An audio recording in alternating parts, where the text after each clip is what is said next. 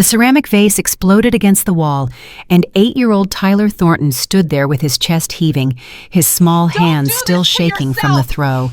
His father, Marcus, didn't even flinch. He just pulled out his checkbook, scribbled a number, and shoved it toward the sobbing woman clutching her bleeding arm. "Get out," Marcus said coldly. "You're the 9th one this month. I expected better." The nanny grabbed the check with trembling fingers and ran, leaving 3 boys standing in the wreckage of what used to be a $2,000 antique. Marcus looked at his sons, his jaw tight, his eyes hollow. "Find another one," he barked into his phone. "I don't care what it costs. Just find someone who can handle them." But here's what Marcus Thornton didn't know. The next woman who walked through his door wouldn't run. She would look at the chaos, look at the broken glass, look at his 3 wild sons, and say 2 words that would change everything. Before we continue, I want to invite you to subscribe to this channel and follow this story until the very end.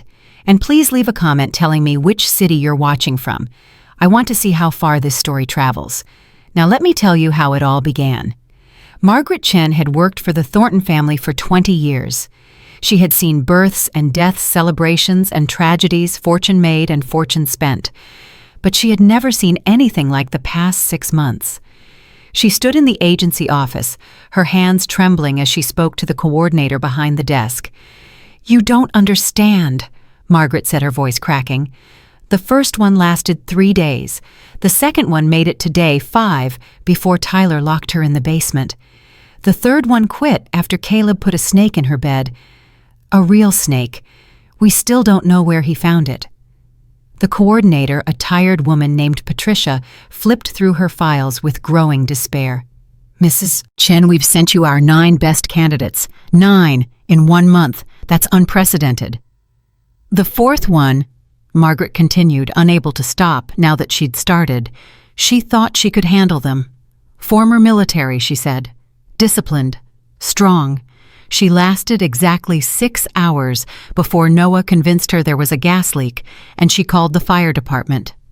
The 5th one ended up in the emergency room after Jackson threw a baseball at her head. The 6th one found all her clothes cut into ribbons. The 7th—" "I understand," Patricia interrupted, holding up her hand. "The situation is challenging."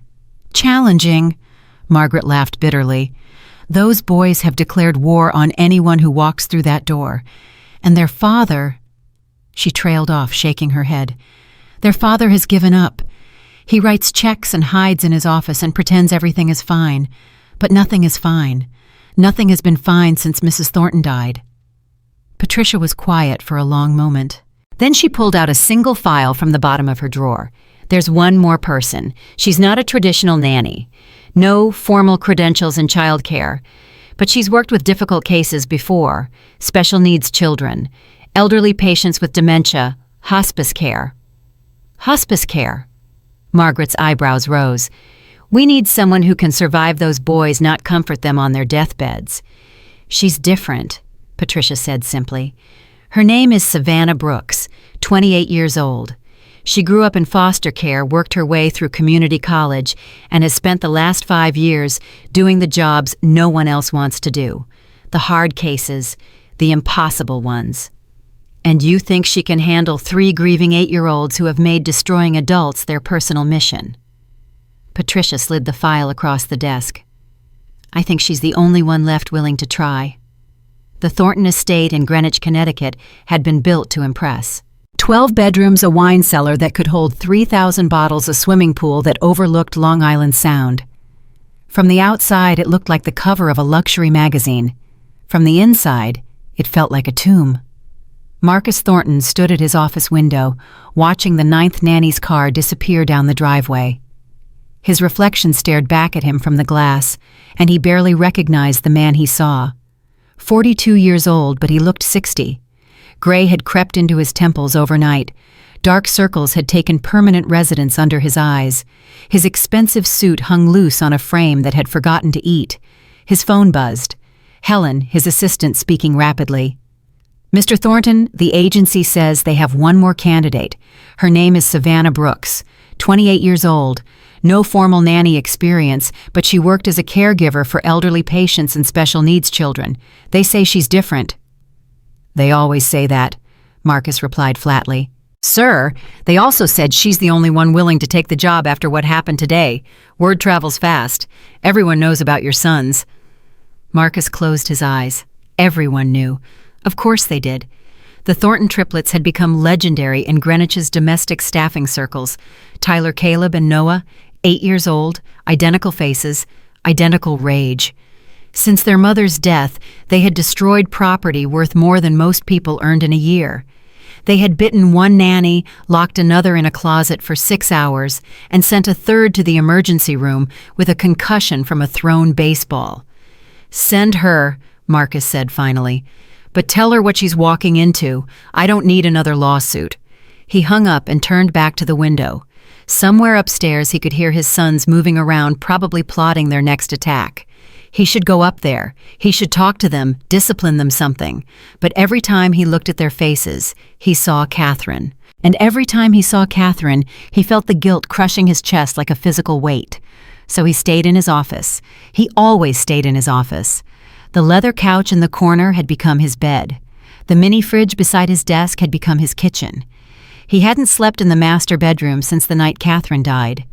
He couldn't. The sheets still smelled like her perfume, and every time he walked past that door he felt like he was drowning. His therapist said he was avoiding grief. His business partners said he was falling apart.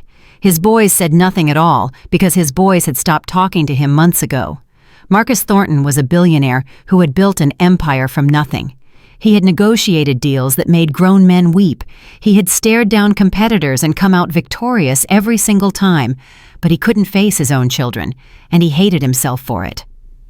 The next morning, Savannah Brooks arrived at exactly 9 o'clock. She drove a 12-year-old Honda Civic with a dent in the passenger door and a crack across the windshield. She parked it between Marcus's Bentley and his Range Rover without a hint of embarrassment. She was tall, maybe 5'9", with dark skin and natural hair pulled back in a practical bun. She wore simple clothes, jeans, a white blouse, sensible shoes. No jewelry, except for a thin gold chain around her neck. When she walked up to the front door, she didn't hesitate, didn't gawk at the mansion's size, didn't adjust her clothes nervously like the others had. She just rang the doorbell and waited. Margaret opened the door, her eyes immediately scanning Savannah from head to toe. The older woman's face was a mixture of hope and resignation, the look of someone who wanted to believe but had been disappointed too many times. "You must be Savannah," Margaret said quietly. "Please come in. I should warn you." A crash echoed from somewhere deep in the house, then shouting. Then the sound of something heavy hitting the floor. Margaret winced. "The boys are having a difficult morning." Savannah nodded calmly. "Where's Mr. Thornton?" "In his office. He asked me to show you around first, let you get oriented before—" Another crash, louder this time.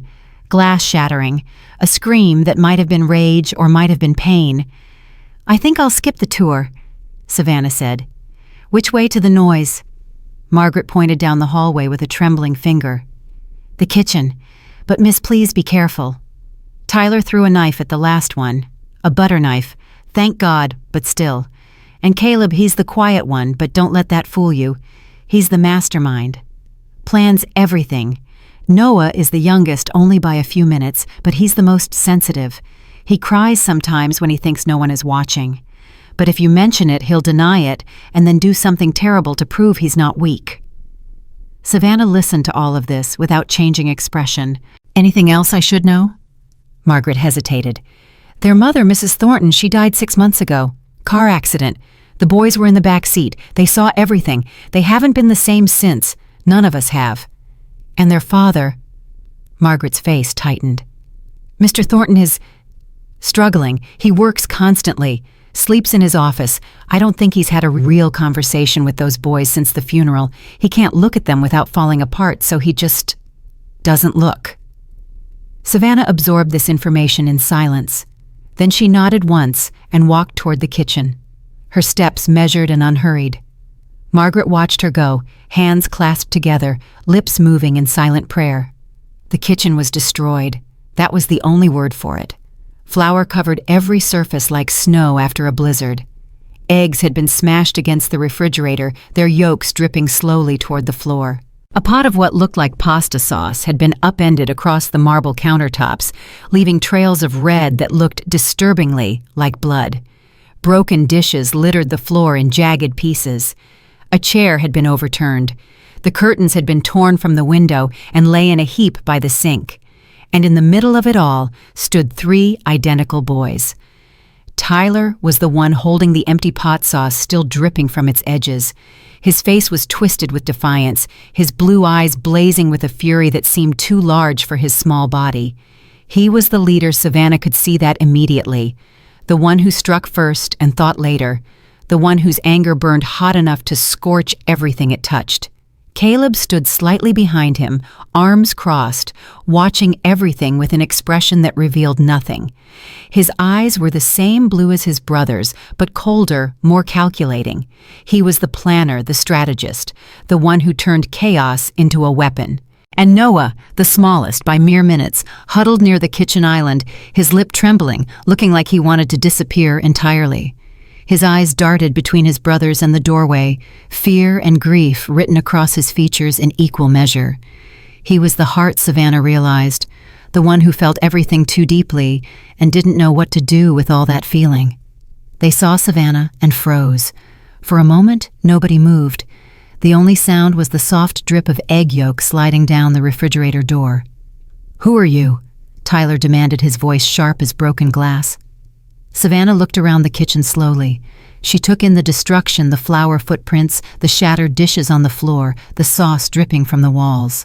She didn't gasp. She didn't cry. She didn't turn and run. She just looked.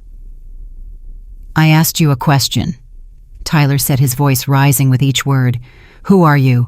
Another stupid nanny? Because we don't want you here. We don't want anyone here." The last one cried for 2 hours before she quit. The one before that screamed so loud the neighbors called the police. So whatever you're planning, whatever you think you're going to do, save yourself the trouble and leave now. Savannah met his eyes, held them. "Clean it up." The words fell into the silence like stones into still water. Tyler blinked. "What?" "I said clean it up, all of it. Now." For a moment, Tyler looked genuinely confused, as if he hadn't heard her correctly. Then his face twisted back into its familiar mask of rage. "You can't tell us what to do. You're nobody. You're just another hired help who's going to run away crying like all the others." "Maybe," Savannah said. "But right now you've made a mess, and you're going to clean it." Caleb stepped forward, his voice smooth and cold. "That's not our job. That's what servants are for. That's what you're for." Savannah's expression didn't flicker. "I'm not a servant. I'm not a nanny. And I'm not going to clean up a mess I didn't make." "Then who's going to clean it?" Tyler asked, his voice dripping with contempt. "The cleaning fairy." "You are. All 3 of you." Tyler laughed. It was an ugly sound, too harsh and too bitter for an 8-year-old. "You can't make us do anything. Our dad owns this house. Our dad owns everything. He'll fire you just like he fired all the others. One phone call, and you're gone." Savannah pulled out a chair from the breakfast nook. It was covered in flour and spotted with sauce, but she sat down anyway, crossing her legs like she had all the time in the world. "Maybe he will," she said calmly, "but until then, you're going to clean this kitchen." "And if we don't?" Caleb asked, genuinely curious now. "Then I'll sit here, all day if I have to, all night, however long it takes." Tyler's hands tightened on the pot. "You're bluffing." "Try me." Noah made a small sound, almost a whimper. His brothers glanced at him, and something passed between them, a silent communication that only siblings could share. "You don't know anything about us," Tyler said, but his voice had lost some of its edge. "You don't know what we've been through." Something flickered in Savannah's eyes, something that looked almost like recognition. "You're right," she said quietly. "I don't know what you've been through, but I know what a mess looks like, and I know that leaving it for someone else to clean up doesn't make you feel better. It just makes the mess grow." "What do you know about messes?" Caleb asked, his eyes narrowing. You probably grew up in some perfect house with perfect parents and perfect everything. Savannah was quiet for a moment. When she spoke again, her voice was steady but soft. I grew up in 7 different foster homes. My father died when I was 7. My mother couldn't handle it, so she gave me up. I've been cleaning up messes my whole life, boys. Other people's messes. My own messes. Messes so big they felt like they'd never end. She paused. But they always end. Everything ends.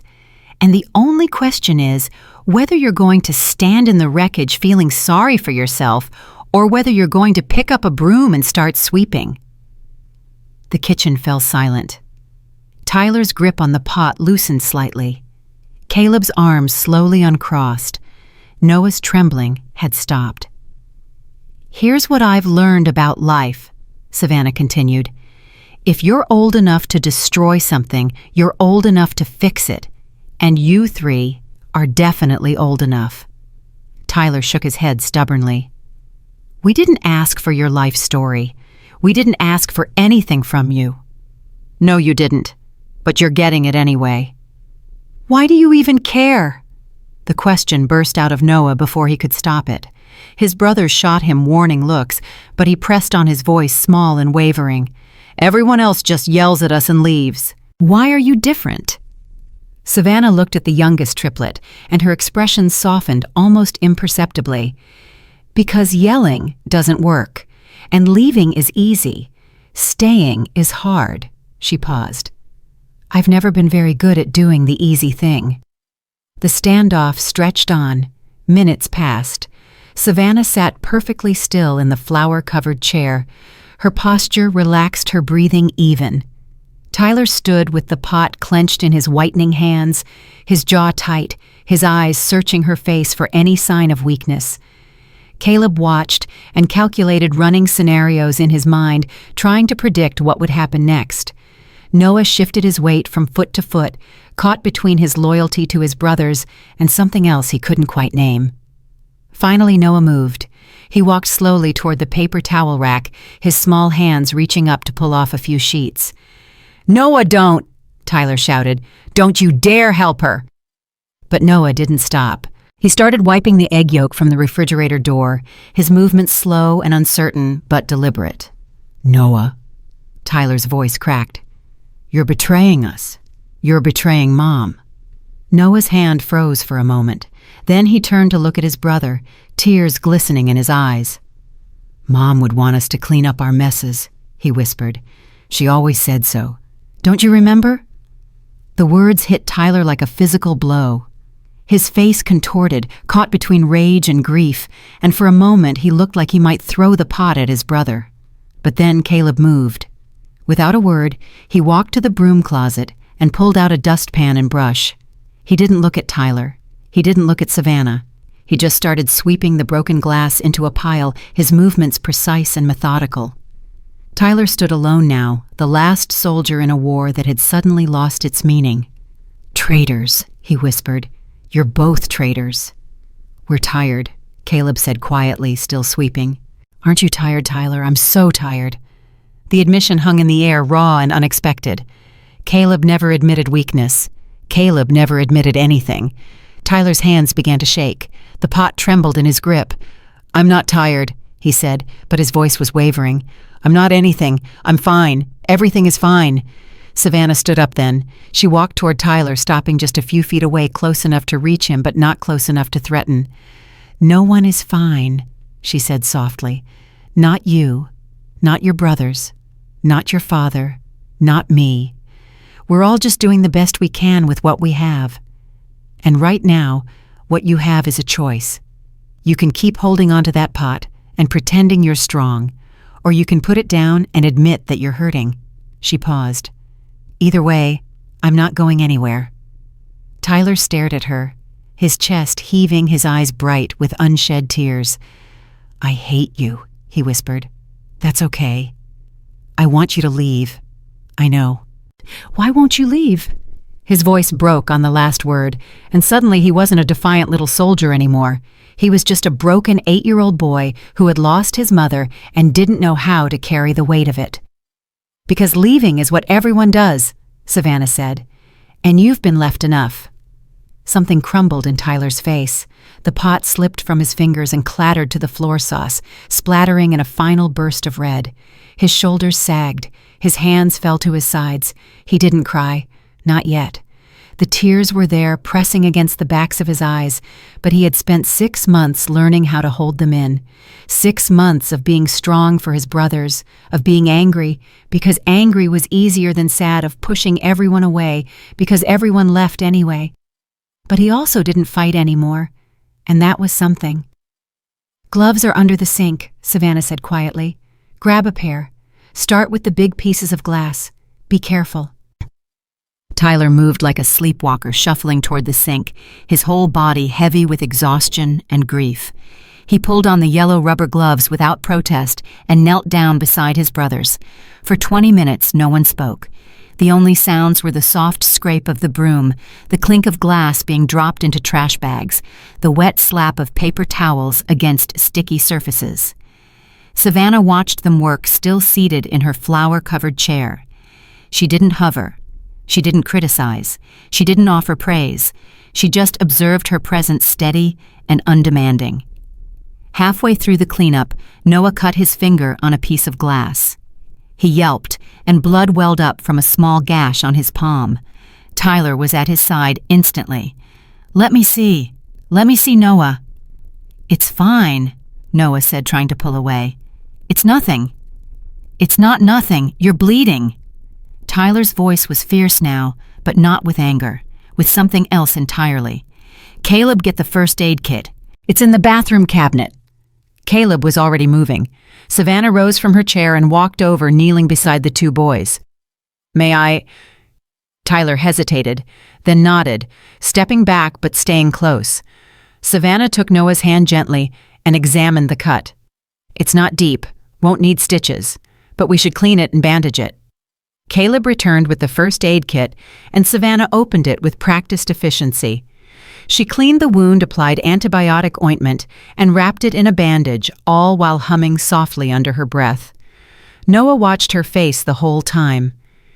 "That's what Mom used to do," he said suddenly, "hum when she was fixing our hurts." Savannah's hands stilled for just a moment. Then she continued wrapping the bandage. "Yeah."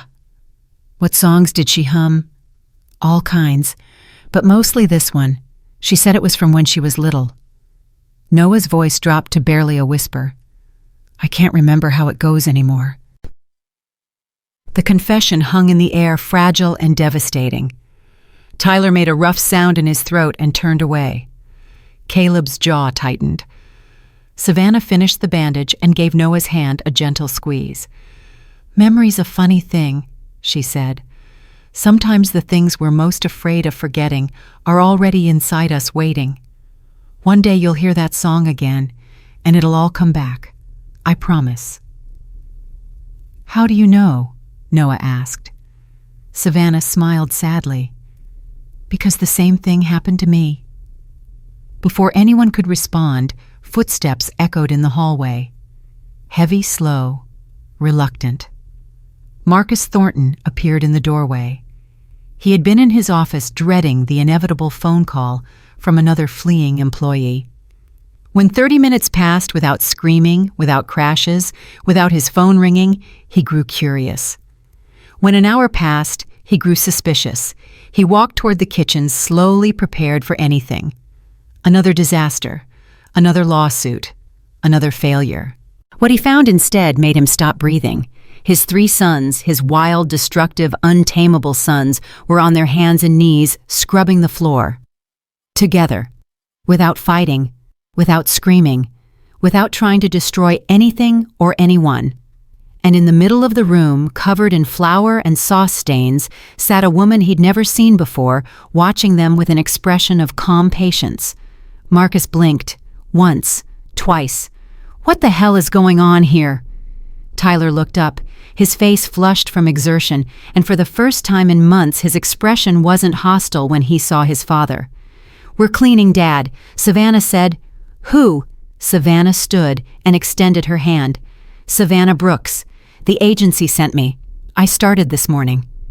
Marcus didn't take her hand. He was too busy staring at his sons, at the trash bags full of broken glass, at the floor that was actually starting to look clean, at the three boys who were actually working together instead of tearing each other apart. "How did you do this?" he asked, his voice barely above a whisper. Savannah shrugged. "I asked them to." "You asked them?" "Yes." Marcus shook his head slowly, as if trying to clear a dream that refused to fade. "I've asked them, begged them, threatened them, bribed them. I offered them a trip to Disney World if they would just behave for 1 week. 1 week. They set the nanny's car on fire instead." "It was just the seats," Caleb muttered. "Not the point," Marcus snapped, but there was no real heat in his voice. He was too stunned to be angry. "Maybe you were asking the wrong questions," Savannah said. Marcus finally looked at her directly. Really looked. She met his gaze without flinching, without the nervousness or deference he was used to from employees. She looked at him like he was just another person. Not a billionaire, not a boss, not the man who signed the checks. Just a father standing in a messy kitchen looking completely and utterly lost. "Can I speak with you privately?" he asked. Savannah glanced at the boys. "Keep going. I want to see my reflection in those tiles." Tyler made a face but kept scrubbing. Caleb nodded silently. Noah actually smiled, just for a moment, before remembering that he wasn't supposed to. Savannah followed Marcus into the hallway. The house was quiet around them, the kind of quiet that felt heavy with things unsaid. "The agency told you about them," Marcus asked quietly. "About what happened, about their mother. They told me there was a car accident 6 months ago, that the boys were in the car, that your wife didn't survive." "That's the sanitized version," Marcus said bitterly. "The full version is worse." Savannah waited, saying nothing. "It was raining," Marcus continued, his voice hollow. "Catherine wanted me to come home early. We had dinner planned. All 5 of us sitting down together like a real family.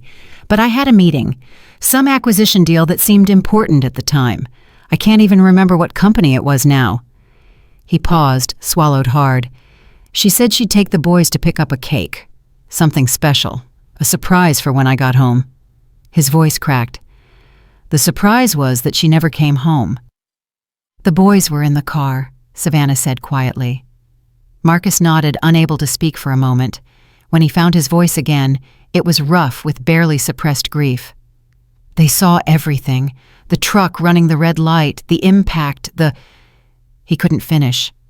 They were trapped in the back seat for almost an hour before the rescue team could get them out. An hour sitting with their mother's body, not understanding why she wouldn't wake up." Savannah's expression didn't change, but something shifted behind her eyes. "And since then, they've been trying to burn the world down, and I've let them because I didn't know what else to do." Marcus laughed bitterly. 9 nannies. 9. In 1 month. Do you know how hard it is to find someone willing to work for a family like ours? Do you know what people say about us? I don't care what people say. You should. The last nanny called my sons demon children. The one before that said they were beyond help. The one before that just screamed and ran. Savannah nodded slowly. "And what do you call them?" The question caught Marcus off guard. "What? Your sons. What do you call them when you think about them? When you talk about them, what words do you use?" Marcus opened his mouth, then closed it again. He realized with a shock of shame that he couldn't remember the last time he'd thought about his sons as anything other than a problem to be solved. "I don't—" He trailed off. "They're not demons," Savannah said firmly. "They're not monsters. They're not problems to be managed or disasters to be contained. They're 3 little boys who watched their mother die and are terrified that everyone else is going to leave them too. They have a funny way of showing it. Fear usually does." Marcus was quiet for a long moment. When he spoke again, his voice was small. "I don't know how to help them. I don't know how to help myself. Every time I look at them, I see her. And every time I see her, I remember that she'd still be alive if I had just come home when she asked. Savannah's expression softened, but only slightly. Mr. Thornton, I'm going to say something, and you're not going to like it. Everyone who works for me says that. Those boys don't need another nanny. They don't need therapists or specialists or expensive programs. They've had all of that, haven't they? And none of it worked. Marcus nodded reluctantly. They need their father, Savannah said. They need you, present, available, imperfect as you are. They need to know that even though their mother left, you're not going anywhere. I'm here, Marcus protested weakly. No, you're not. You're in your office. You're in your grief. You're everywhere except where they need you to be. Savannah paused. I can help them learn structure and routine. I can help them manage their anger, but I can't replace you. No one can. Marcus felt something crack inside his chest. A wall he'd been building for 6 months, brick by brick, day by day. A wall made of guilt and grief and the terrible certainty that he had failed everyone who mattered. I don't know how to be their father anymore, he admitted. I don't know how to be anything. Then learn, Savannah said simply. That's what we're all doing, learning how to be something we don't know how to be yet. She turned to go back to the kitchen, then paused. Can I ask you one question? Marcus waited. What did your wife do when the boys made a mess? The question hit Marcus like a punch to the stomach. He could see Catherine suddenly clear as day standing in this same kitchen, with flour in her hair and a smile on her face, telling the boys that they were going to clean up together and then make an even bigger mess with homemade cookies. She made them clean it, Marcus whispered. And then she helped them. And did you help? Marcus couldn't answer. His throat had closed up completely.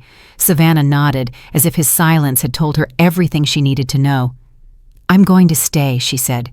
Not because you're paying me, and not because I feel sorry for you. I'm going to stay because those 3 boys in there deserve someone who doesn't run. They've earned that. But I need something from you in return. What? Stop hiding. Show up, even if it hurts. Even if you don't know what to do. Just be there. She held his gaze. Can you do that?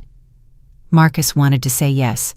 He wanted to promise, but the words stuck in his throat because he didn't know if he could keep it. I'll try, he managed finally. That's all any of us can do. She walked back toward the kitchen, and after a moment's hesitation, Marcus followed. When they entered, the boys looked up. Tyler's face immediately hardened with suspicion. Are you firing her too? Marcus shook his head. No, Savannah's staying. For how long? Caleb asked quietly. Savannah answered before Marcus could.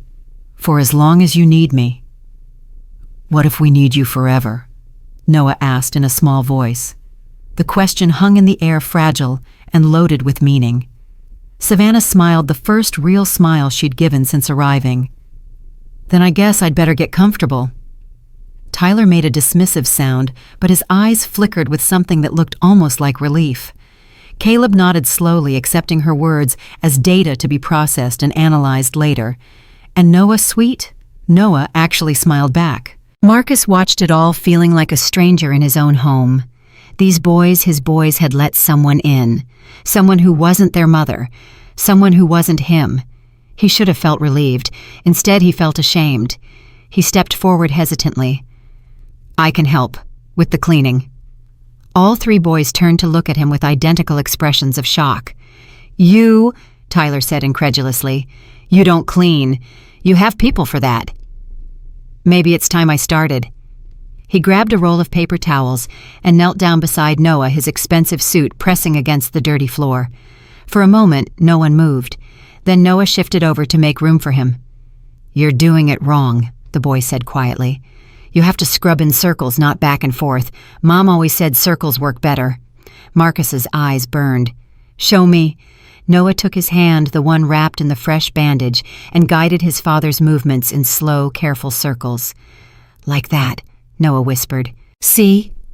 I see, Marcus whispered back. And for the first time in 6 months, he did. The kitchen took another hour to fully clean. By the end, all 5 of them were covered in various stains, exhausted and hungry. But the floor sparkled, the counters gleamed, the wreckage had been transformed into order. Margaret appeared in the doorway, took one look at the scene, and burst into tears. "Mrs. Chen," Savannah asked, concerned. "I'm sorry," Margaret sobbed. "I'm sorry. It's just, I haven't seen them together like this since—" She couldn't finish. Marcus stood up, his knees aching, his back protesting. He walked over to Margaret and put a hand on her shoulder. "It's okay," he said quietly. "I know." Margaret looked up at him, tears streaming down her weathered face.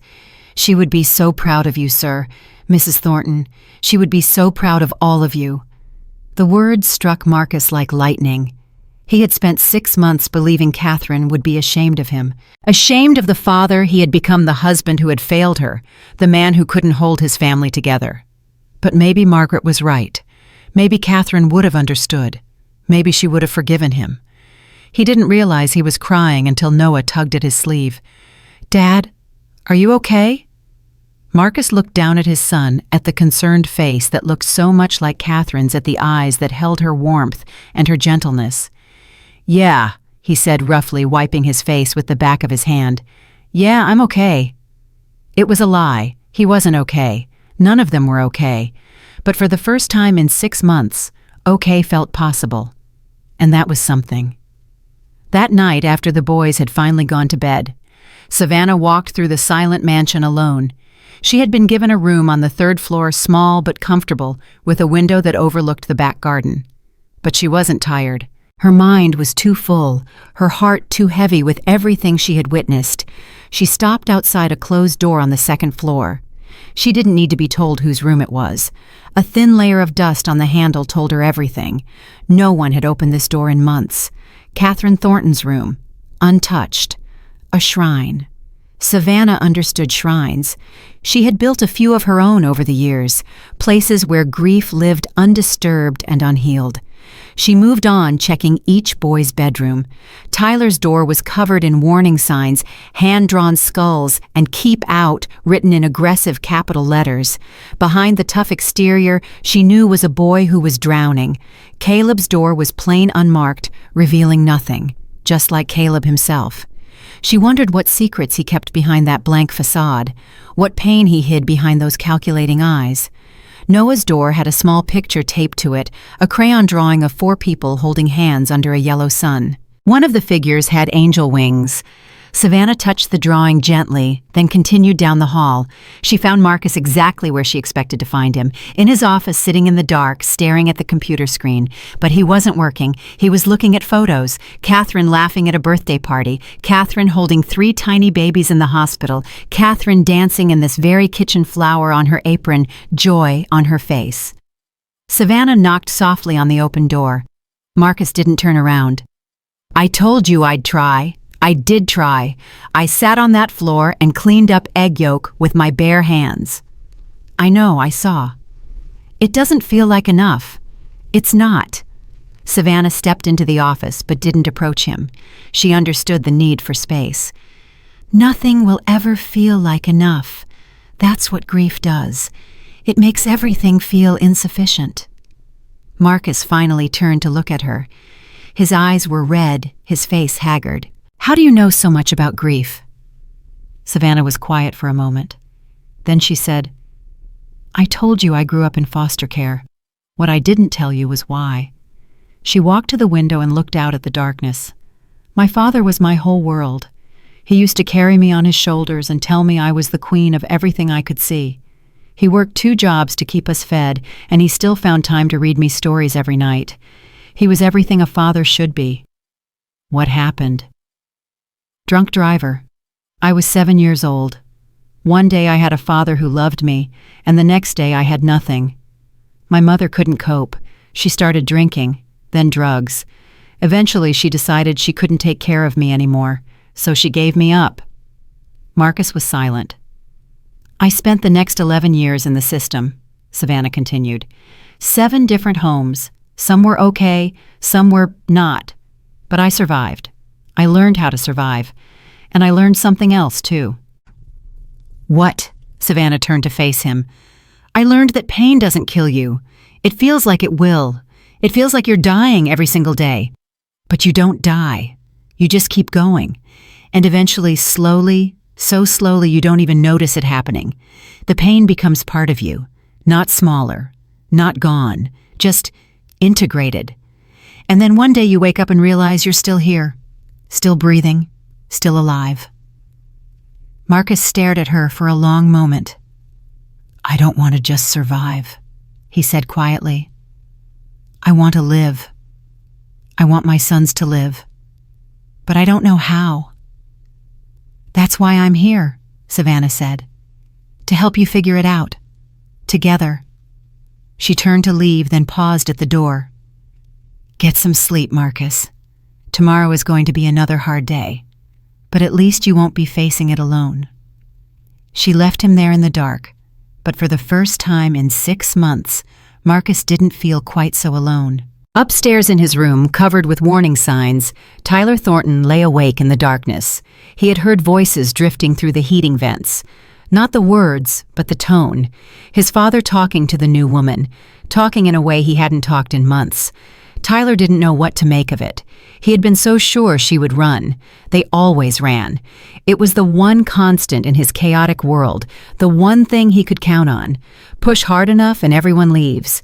But she hadn't left. She had sat in a dirty chair and waited. She had cleaned up his brother's blood and hummed like his mother used to. She had looked at him with eyes that saw everything and still didn't run away. Tyler hated her for it. And yet, some small part of him buried deep beneath the anger and the fear and the crushing weight of loss felt something else entirely. Hope. He crushed it immediately the way he always did. Hope was dangerous. Hope meant caring, and caring meant losing, and he had already lost too much. Tomorrow he would test her again. Tomorrow he would be worse. Tomorrow he would find out what it took to make her break. But even as he made these plans, another voice whispered in the back of his mind. His mother's voice, soft and warm, the way it used to sound when she tucked him in at night. "What if she stays, sweetheart? What if someone finally stays?" Tyler pressed his pillow over his ears, trying to silence the voice. But it didn't stop. It kept asking the question he was most afraid to answer. What if she stays? 3 days had passed since Savannah arrived, and Tyler had kept his promise to himself. He had tested her every single day. On the first morning, he poured syrup into her shoes while she slept. She found them at 6 a.m., looked at the sticky mess, and simply said, "I hope you have a mop ready because you're cleaning this hallway before breakfast." He cleaned it. He didn't know why. He just did. On the second day, he convinced Caleb to help him lock her in the basement. They blocked the door with a heavy bookshelf and waited, listening for screams, for pounding, for the satisfying sound of an adult losing control. Instead, they heard humming. Soft, patient humming that went on for 2 hours until Marcus came home and discovered what had happened. Savannah emerged from the basement covered in dust and cobwebs, looked at the 2 boys standing guilty in the hallway and said, "That basement needs organizing. Tomorrow you're helping me sort through those boxes." They sorted boxes for 6 hours. They found old photo albums, Christmas decorations, baby clothes that had belonged to all 3 of them. They found a box labeled Catherine's Things that no one had opened since the funeral. Savannah didn't open it.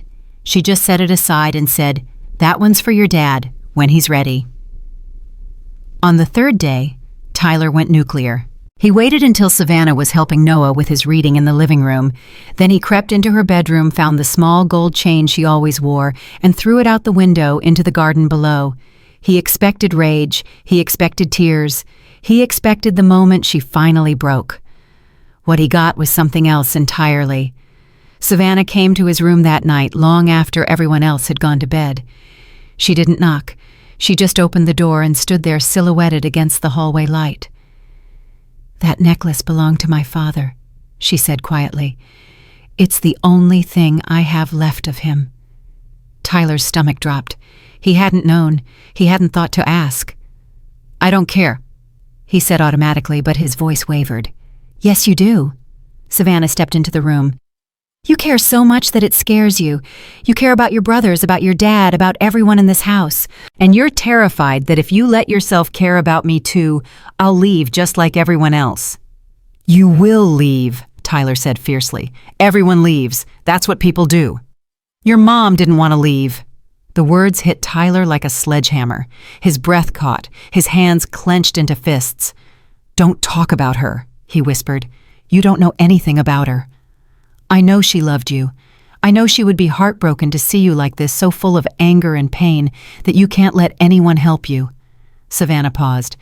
"And I know that she would want you to find that necklace tomorrow and give it back to me." "What if I don't?" Savannah shrugged. "Then I'll be sad. But I'll still be here. Because here's the thing about me, Tyler. I don't leave. Not when things get hard. Not when people hurt me. Not ever." She turned to go. "Why?" The question burst out of Tyler before he could stop it. "Why do you stay? What's wrong with you?" Savannah looked back at him, and in the dim light, he could see something in her eyes that looked almost like understanding. "Because someone stayed for me once when I needed it most. A foster mother when I was 12. Everyone else had given up on me. I was angry and mean, and I broke everything I touched. Sound familiar?" Tyler said nothing. "Her name was Mrs. Patterson. She was 63 years old, and she had every reason to send me back to the group home. But she didn't. She stayed. She fought for me. And because of her, I survived." Savannah's voice softened. "I can't bring your mother back, Tyler. I can't fix what happened. But I can stay. That's the one thing I can do." She left, closing the door softly behind her. Tyler lay in the darkness for a long time, staring at the ceiling. At 6 a.m., before anyone else was awake, he crept out to the garden in his pajamas and searched through the bushes until he found the gold chain tangled in a rose bush, wet with morning dew. He cleaned it with the edge of his shirt and left it on Savannah's pillow without a word. When she found it later that morning, she didn't mention it. She didn't make a speech or demand an apology. She just put it around her neck and smiled at Tyler across the breakfast table. He looked away, his face burning. But something in his chest loosened just a little. The first week ended with an unexpected visitor. Dr. Elizabeth Warren had been the boys' therapist for 4 months. She arrived every Thursday at 3 p.m., set up her office in the formal sitting room, and tried to get the triplets to talk about their feelings. So far, she had failed spectacularly. Tyler refused to speak to her at all. He would sit in the chair, arms crossed, staring at the wall for the full 60 minutes. Caleb answered her questions in monosyllables, giving her just enough information to satisfy the requirements, but nothing real. Noah cried through most sessions, which Dr. Warren noted in her file as emotional processing, but which everyone else recognized as simple misery. Savannah met Dr. Warren at the door with a polite smile and an offer of coffee. "You must be the new nanny." Dr. Warren said, her tone carefully neutral. "I heard you've lasted longer than the others." "I'm not a nanny," Savannah said. "I'm a housekeeper." "There's a difference." "I think so." Dr. Warren studied her for a moment. "The boys are difficult cases. Trauma like theirs requires professional intervention. Routine and structure are helpful, of course, but they need specialized treatment." "I'm sure they do," Savannah agreed. "How's that been going?" The question was innocent enough, but something in Savannah's tone made Dr. Warren stiffen. Progress with childhood trauma is rarely linear. There are setbacks, plateaus. The important thing is maintaining consistency. "Consistency," Savannah repeated. "Right." Dr. Warren's eyes narrowed. "Do you have something you want to say?" Savannah shrugged. "Not really. I just noticed that the boys dread your visits. They hide when your car pulls up. Tyler calls you the feeling police. Caleb has developed a facial tic that only appears on Thursdays, and Noah had nightmares 3 nights in a row after your last session." Dr. Warren's face flushed. "Therapy isn't supposed to be comfortable. Working through trauma is painful." "I understand that, but I wonder if there's a difference between productive pain and just pain." Before Dr. Warren could respond, Marcus appeared in the hallway. He looked exhausted as usual, but there was something different about him today. His tie was crooked. His shirt was wrinkled. He looked like a man who had stopped trying to pretend everything was fine. "Dr. Warren," he said, "thanks for coming." "Mr. Thornton, I was just talking to your new Housekeeper. Marcus glanced at Savannah. Something passed between them, a look that lasted only a moment, but said more than words could. Savannah's been great, Marcus said. The boys actually cleaned the kitchen last week, together, without being bribed. Dr. Warren's eyebrows rose. Really, that's unexpected. She asked them to, Marcus said, and there was wonder in his voice. That's it. She just asked. I see. Dr. Warren pulled out her tablet and made a note. Well, shall we get started? I'd like to try something new today. A family session. All 3 boys and you, Mr. Thornton. Marcus froze. Me? Yes. I think it would be beneficial for the boys to see you engaging with the therapeutic process. Children often take cues from their parents about how to handle emotional challenges. The color drained from Marcus's face. I'm not sure that's a good idea. Why not? Because I'm not exactly a model of emotional health right now. I sleep in my office. I can barely look at my sons without falling apart. What kind of example is that? Dr. Warren nodded sympathetically. Which is exactly why we should work on it together. Mr. Thornton, your sons need to see that it's okay to struggle. They need to see that adults feel pain too, and that we can work through it. Marcus looked at Savannah, his eyes pleading. She stepped forward. May I suggest something? Dr. Warren turned to her with barely concealed impatience. This is a clinical matter. I'm not sure. The boys haven't eaten lunch yet. Savannah continued, ignoring the interruption. What if we had the session in the kitchen over sandwiches? It might feel less formal. Therapy isn't supposed to feel informal, Dr. Warren said stiffly. Structure is important. So is comfort, Savannah said. And right now the sitting room feels like a courtroom to those boys. They tense up the moment they walk in. But the kitchen is different. They've had good experiences in the kitchen lately. Maybe that's a better place to start. Dr. Warren opened her mouth to argue, then closed it again. She looked at Marcus. It's your house, she said finally. Your decision. Marcus took a breath. Let's try the kitchen. The session was a disaster, but not in the way anyone expected. Tyler refused to sit down. He paced around the kitchen like a caged animal, picking up objects and putting them down, opening drawers and slamming them shut. Tyler, please sit, Dr. Warren said for the 4th time. We can't have a productive conversation if you're constantly moving. I don't want a productive conversation, Tyler said. I don't want any conversation. I want everyone to leave me alone. Honey, that's just the fear talking. If you could just... Don't call me honey. Tyler's voice was sharp as broken glass. You're not my mom. You don't get to call me honey. The words landed like a slap. Dr. Warren recoiled. Noah began to cry, quiet tears sliding down his cheeks. Caleb's facial tic was back, his left eye twitching involuntarily. And Marcus sat frozen at the table, his sandwich untouched, looking like a man watching his family drown and not knowing how to swim. Savannah moved without thinking. She walked to Tyler and stood directly in his path, forcing him to stop pacing. Tyler, look at me. He tried to push past her. She didn't budge. Look at me.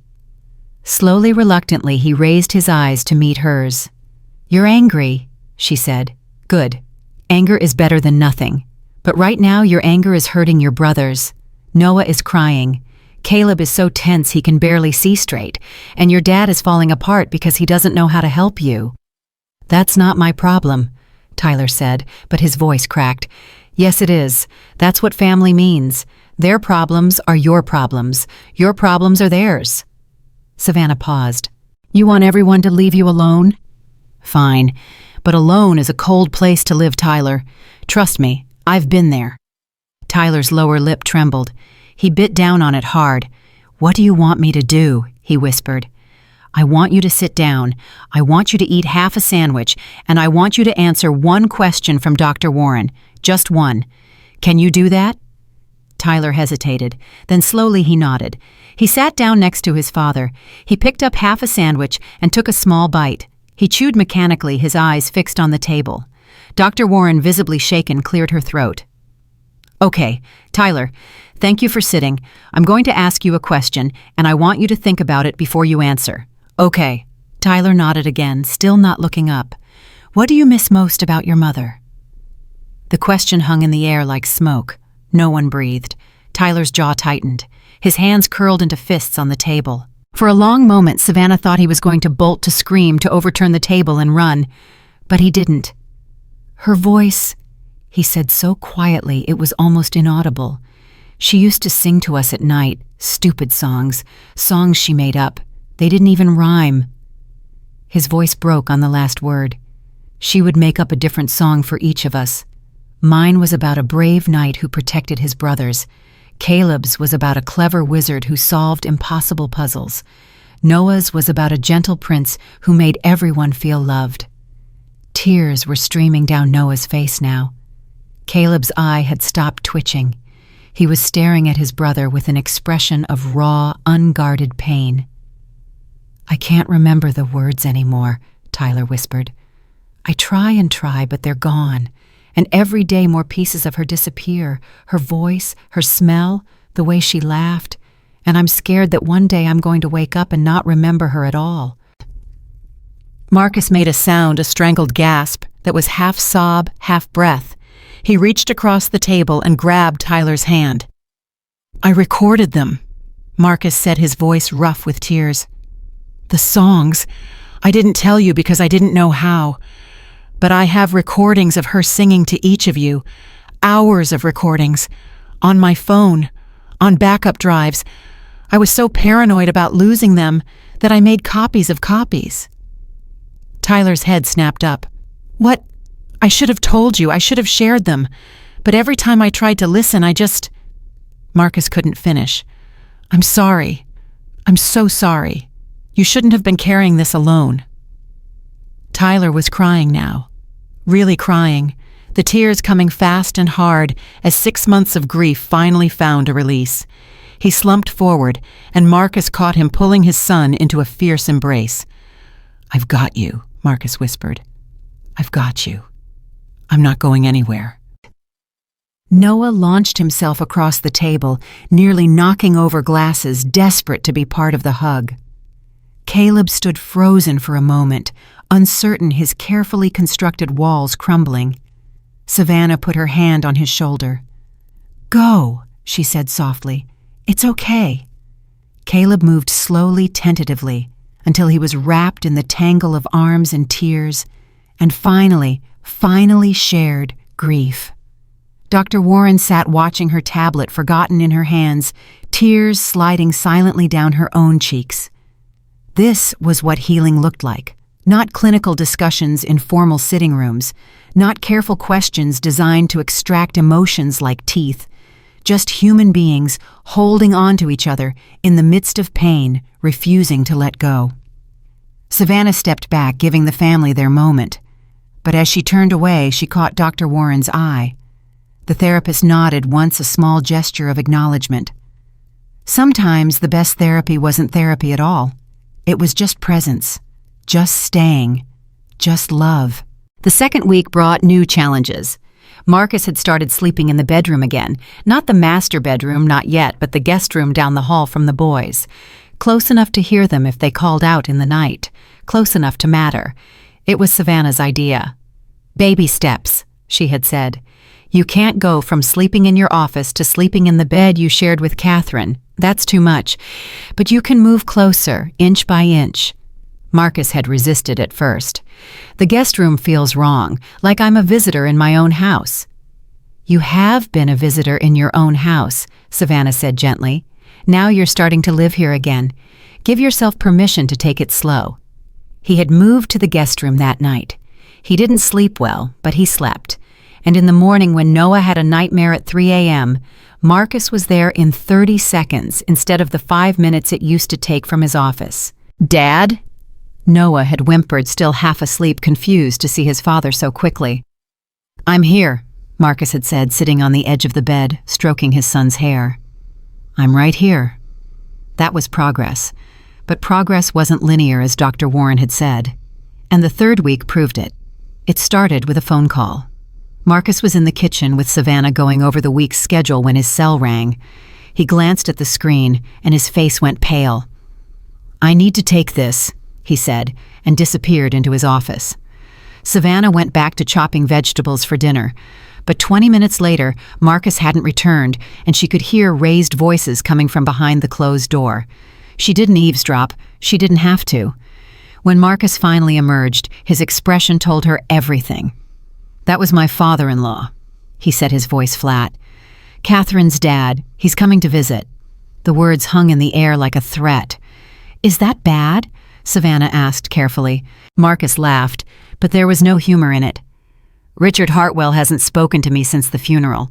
The last thing he said to me was that I killed his daughter, that if I had been a better husband, she would still be alive."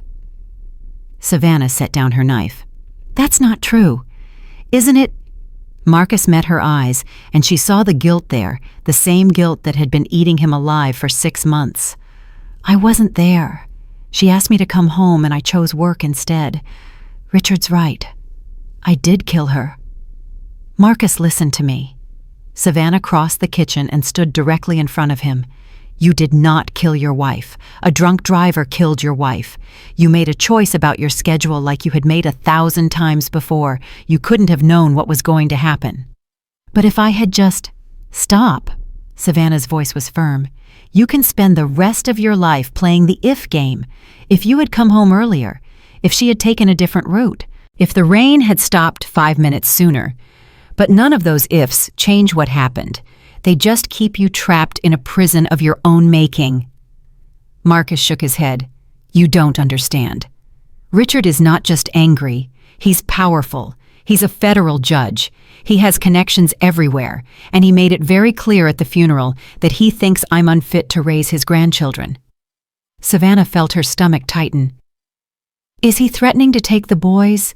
"He's threatening to evaluate the situation. That's judge speak for, I'm looking for a reason to take them away." The kitchen fell silent, except for the soft bubble of something cooking on the stove. "When is he coming?" Savannah asked finally. "Friday, 3 days from now." 3 days. 3 days to somehow convince an angry, grieving grandfather that this broken family was worth preserving. Savannah took a breath. "Okay, then we have work to do." The next 3 days were a masterclass in controlled chaos. Savannah worked with the boys on their behavior, not through threats or bribes, but through simple, honest conversation. "Your grandfather is coming," she told them the next morning at breakfast. "He's your mom's dad. He's very sad about losing her, and sometimes sad people express their sadness through anger. He might say things that hurt, but I need you to understand something no matter what happens, no matter what he says. Your dad loves you, and he's not going anywhere." Tyler was immediately suspicious. "Is Grandpa trying to take us away?" Savannah didn't lie to them.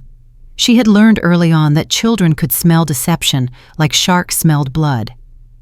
"He might be thinking about it," she admitted. "He's worried about you. He wants to make sure you're okay." "We're not okay," Caleb said quietly. "None of us are okay."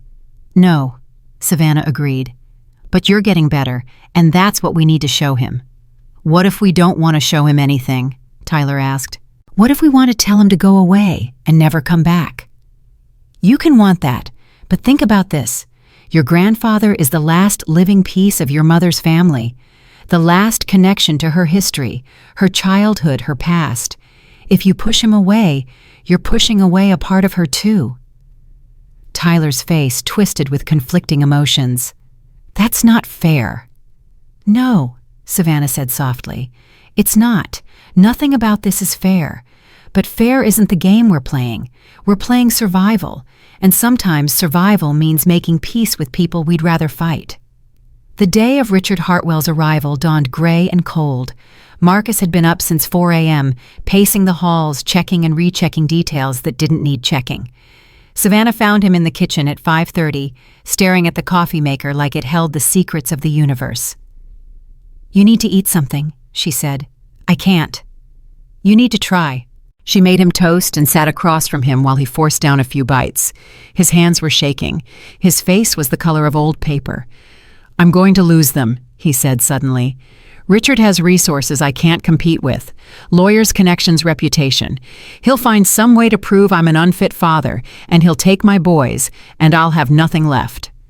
Savannah reached across the table and took his hand. "Listen to me, Marcus. You're not an unfit father. You're a grieving father. There's a difference. And Richard might have lawyers and connections, but you have something he doesn't." "What?" "3 boys who love you. 3 boys who, despite everything, still want their dad. That matters. In court, in life, in everything. Love matters."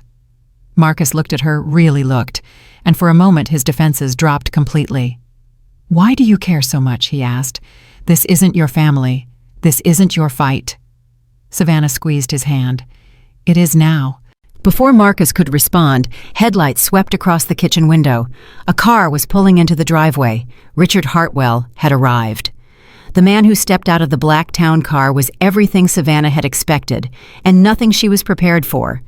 He was tall, silver-haired, impeccably dressed in a suit that probably cost more than Savannah's car. His face was carved from granite, all sharp angles and rigid lines, but his eyes, when they met hers, held something she recognized immediately. Grief. The same grief she saw in Marcus's eyes. The same grief that haunted the Triplets.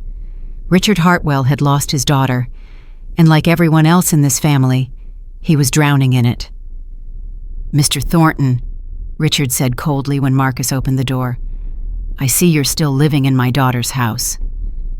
"It's our house," Marcus said, his voice tight. "Catherine's and mine. We built it together.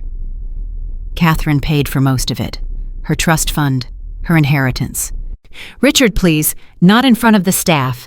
Richard's eyes swept to Savannah, dismissing her in a single glance. "Who's this another nanny? How long has this one lasted?" "Almost 3 weeks," Marcus said, "which is more than the previous 9 combined." Something flickered in Richard's expression. Interest, maybe, or suspicion. "I'd like to see my grandchildren," he said. "Alone." Marcus's jaw tightened. "I don't think that's a good idea." "I don't recall asking what you think." Richard's voice could have frozen water. "Those boys are my daughter's children. They're all I have left of her, and I have every right to see them." The standoff lasted only seconds, but it felt like hours. Then a small voice broke the silence. "Grandpa." Everyone turned. Noah stood at the top of the stairs, his eyes wide, his face pale. "Noah!" Richard's entire demeanor changed. The coldness melted away, replaced by something raw and vulnerable. "Come here, grandson. Come, let me look at you." Noah descended the stairs slowly, hesitantly. When he reached the bottom, he stopped a few feet away from Richard, uncertain. "You look like her," Richard said, his voice cracking. "You look so much like her." "Everyone says that," Noah whispered. Richard knelt down, bringing himself to eye level with his grandson. "I'm sorry I haven't visited. I'm sorry I stayed away so long. I was hurting, but that's no excuse." Noah stared at his grandfather for a long moment. Then slowly, he stepped forward and wrapped his arms around Richard's neck. "I miss her too, Grandpa," Noah whispered. "I miss her so much." Richard's eyes closed. Tears squeezed out from beneath his lids. "I know, sweetheart. I know." Savannah watched the scene unfold, her heart aching with complicated emotions. This wasn't a villain. This was a broken man, lashing out in his pain, looking for someone to blame because blame was easier than acceptance. It didn't make his behavior right, but it made it understandable. The next few hours were tense but uneventful. Richard spent time with each of the boys individually. Tyler was hostile at first, but Richard surprised everyone by matching his grandson's energy with quiet patience. "You're angry with me," Richard said when they were alone in the library. "You abandoned us," Tyler shot back. "Mom died, and you disappeared." "I did, and I'm sorry." Richard's voice was heavy with regret. "I blamed your father for what happened. I needed someone to blame. But that wasn't fair to you or your brothers. Is that why you're here now, to take us away?" Richard was silent for a long moment. "I thought about it," he admitted. "I thought maybe I could give you a better life, more stability, more resources. "We don't want resources," Tyler said fiercely. "We want our dad." The words hung in the air between them. "Even after everything?" Richard asked. "Even though he wasn't there when she needed him?" Tyler's face hardened. "He wasn't there because he was working to build a life for us. Mom understood that. She never blamed him for being dedicated. Why should we—" Richard stared at his grandson, seeing something he hadn't expected. "When did you grow up so much?" he asked quietly. "When Mom died," Tyler said simply. "When everything fell apart, and we had to learn how to put it back together." Richard left that evening, but before he went, he found Marcus in the study. "I owe you an apology." Richard said the words clearly costing him. "What I said at the funeral was unforgivable." Marcus said nothing. He just waited. "I was out of my mind with grief. Catherine was my only child, my entire world, and when she died I needed someone to hate. You were the easiest target." "I've spent 6 months hating myself," Marcus said quietly. "Trust me, you couldn't have made it worse." Richard nodded slowly. "That housekeeper of yours, she's different." "She is." The boys seemed calmer, more grounded. "Tyler actually defended you to me today. A month ago he was throwing knives at Nannies." Marcus almost smiled. "She has a gift. I don't understand it. I just know it's real." Richard extended his hand. "I'm not going to try to take them from you. I can see now that they need their father, and perhaps they need their grandfather too, if you'll allow it." Marcus took the hand. "Catherine would have wanted that." "Yes," Richard said, his voice breaking. "She would have." After Richard left, Savannah found Marcus sitting on the back porch, staring up at the stars. "How are you feeling?" she asked, settling into the chair beside him. "Exhausted, relieved, terrified." He laughed softly. "All of the above." "That sounds about right." They sat in comfortable silence for a while, listening to the night sounds around them. "Savannah," Marcus said finally. "Yeah, thank you." She turned to look at him. "For what?" "For staying, for fighting for us, for believing we were worth saving when I wasn't sure myself." Savannah smiled just a little. "You were always worth saving, Marcus. You just needed someone to remind you." He reached over and took her hand. She let him. And in that moment, sitting together under the vast Connecticut sky, something shifted between them, something that felt like the beginning of something new, something that felt like hope. 5 weeks in, and the Thornton house had found a rhythm. It wasn't perfect, nothing in grief ever was. But there were moments now, small flickers of light breaking through the clouds. Breakfast together at 7, homework at 4, dinner at 6, no exceptions, just like Catherine used to insist. Bedtime at 8:30 with stories, though the songs were still missing. Marcus had started joining them for meals. He sat at the head of the table where he hadn't sat since Catherine died. His hands wrapped around a coffee mug, watching his sons with eyes that were finally starting to see them again. Savannah noticed everything. She noticed how Tyler still flinched when anyone mentioned their mother. She noticed how Caleb's walls were crumbling slowly, brick by brick. She noticed how Noah had started laughing again, real laughter that came from his belly instead of his throat.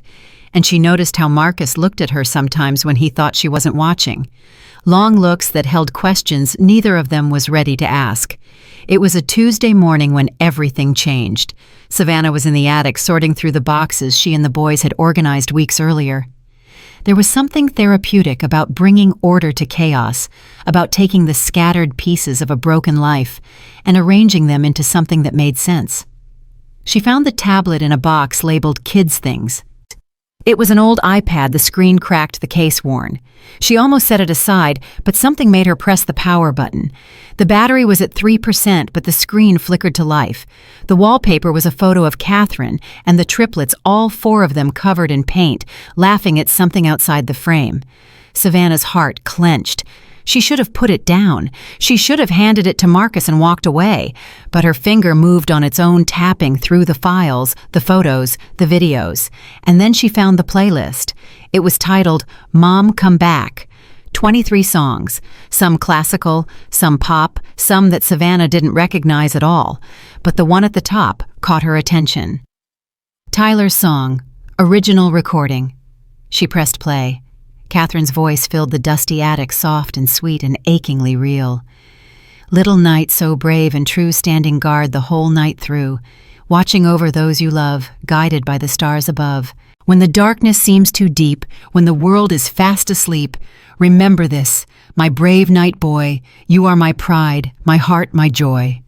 Savannah's eyes were burning before the second verse. By the time the song ended, tears were streaming down her face. There were more. Caleb's song, Noah's song, lullabies that Catherine had created, unique melodies for each of her sons recorded on this cracked tablet and forgotten in a box in the attic. She found more files, videos of birthday parties, first days of school, a clip of Marcus and Catherine dancing in the kitchen, flower in their hair, while 3 toddlers banged pots in the background. And then she found the last video. It was dated the day Catherine died. Savannah's finger hovered over the play button. Her heart was pounding so hard she could hear it in her ears. She pressed play. Catherine's face filled the screen. She looked tired but happy, her hair pulled back in a messy ponytail, a smear of what looked like birthday cake frosting on her cheek. "Hey, future us," Catherine said, smiling at the camera. "It's March 14th and we just finished making your birthday cake, Marcus. The boys helped. And by helped, I mean they ate half the frosting and got chocolate everywhere." She laughed, and the sound was like a knife to Savannah's heart. "You're still at work, but that's okay. You're building something important. For us. For our future. I know you feel guilty when you miss things, but I need you to hear this. I am so proud of you. I am so grateful for you. And no matter what happens, I need you to know that you are the best thing that ever happened to me." Catherine paused, her eyes glistening. "I'm going to take the boys to get the cake now. The one from that bakery you love. The surprise is going to be perfect." She leaned closer to the camera. "I love you, Marcus Thornton. Forever and always. Now stop working and come home to your family." The video ended. Savannah sat in the attic, clutching the tablet, her whole body shaking with sobs she couldn't control. Catherine had recorded this message hours before she died, hours before a drunk driver ran a red light and destroyed everything. She had looked into this camera with love and hope and excitement for a future she would never see. And Marcus had never found it. Savannah didn't know how long she sat there. Time lost meaning in the face of that kind of grief. But eventually she wiped her face, took a shaky breath, and stood up. Marcus needed to see this. The boys needed to hear their songs. This tablet wasn't just a piece of old technology. It was a message from beyond, a gift from a mother who had loved her family more than life itself.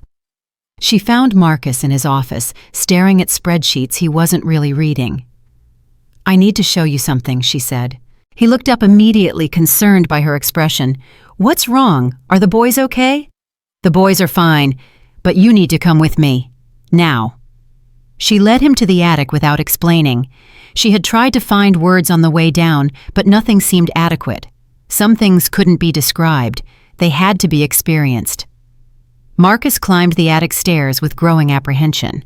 When Savannah handed him the tablet, he looked at it like it might bite him. "What is this?" "It's the boys' old iPad. I found it in one of the boxes." Savannah's voice was steady, but barely. "There's something on it you need to see, something important." Marcus took the tablet. His hands were shaking. "Just watch," Savannah said. "Start with the video at the bottom, the one dated March 14th. Marcus's face went white. "That's the day she—" "I know, just watch." She left him alone in the attic. Some moments were too sacred for witnesses. 20 minutes later, Marcus came downstairs. His eyes were red. His face was wet. But there was something else in his expression, something Savannah hadn't seen before. Peace. "You watched it?" she asked. He nodded, unable to speak. "And the songs?" Another nod. His breath hitched. "She made them," he whispered finally. "She made a song for each of them, and she recorded them, and I never—" He pressed his hands to his face. "I never knew. All this time they've been asking about her songs, and I didn't know she had recorded them." Savannah stepped closer. "Now you do. I have to tell them. I have to let them hear. Yes, but Marcus..." She waited until he looked at her. "Maybe not today. Maybe let yourself process this first. Let yourself grieve it before you share it. Grieve it. The video, the message. She loved you, she was proud of you, and she died hours after saying those words." Savannah's voice gentled. "That's a lot to carry. Give yourself permission to feel it." Marcus stared at her for a long moment. Then without warning, he pulled her into his arms. Savannah froze. Then slowly she let herself lean into him. "Thank you," he whispered against her hair. "Thank you for finding this. Thank you for everything." She didn't respond. She just held him, letting him shake with the force of 6 months of suppressed grief finally finding release. They stayed like that for a long time. That night, after the boys were asleep, Marcus made a decision. He was going to do something he hadn't done since Catherine's funeral. He was going to enter the master bedroom. Savannah found him standing outside the door at midnight, his hand on the handle, his whole body rigid with tension. "You don't have to do this tonight," she said quietly. "Yes, I do." His voice was hoarse. "I've been running for 6 months. Running from this room, from her things, from everything that reminds me of her. But that video..." He took a shaky breath. "She wouldn't want this. She wouldn't want me hiding. She'd want me to live." "She would," Savannah agreed. "But living doesn't mean torturing yourself. You can take this slow." "I've taken it slow for half a year. I'm tired of slow. I'm tired of being afraid." Marcus turned the handle. "Will you come with me?" Savannah hesitated. This felt too intimate, too personal. She was the housekeeper. She shouldn't be part of this moment. But Marcus's eyes were pleading, and she couldn't say no. They entered together. The room was exactly as Catherine had left it. Her robe hung on the closet door. Her slippers sat beside the bed. A book lay open on the nightstand, a bookmark holding her place on page 237. Marcus stood frozen, his breath coming in shallow gasps. "I can smell her," he whispered. "After all this time, I can still smell her." Savannah said nothing. She just stood beside him, a steady presence in the storm. Marcus walked slowly to the bed. He sat down on Catherine's side, his hands running over the pillow she had slept on. "I used to watch her sleep," he said, his voice distant. "Every morning I'd wake up first and just watch her. The way her hair spread across the pillow, the way she'd smile sometimes in her dreams. I thought I had forever to watch her." His voice broke. "I didn't have forever. I didn't even have enough." He picked up the book from the nightstand. "She was reading this the night before she died. She never got to finish it." He turned it over in his hands. "She'll never know how it ends." "Maybe that's okay," Savannah said softly. "Maybe some stories don't need endings. Maybe they just need to be lived." Marcus looked at her, tears streaming down his face. "How do you do that? Do what?" "Say the exact right thing every time. It's like you know exactly what I need to hear." Savannah sat down beside him, leaving a careful distance between them. "I don't always know. I just listen. And I pay attention. No one's paid attention to me in a long time." Marcus wiped his face with his sleeve. "Not like this. Not like you do." Something shifted in the air between them. Something dangerous and new and terrifying. Savannah felt it. Felt the pull toward him, the growing warmth that had been building for weeks. She should leave. She should create distance. She should remember that she was the help and he was the employer, and this was a line that couldn't be crossed. But she didn't move. "Marcus," she said carefully, "this is grief talking. The video, the room, all of it. It's stirring up emotions that feel like something else. You think I don't know the difference between grief and..."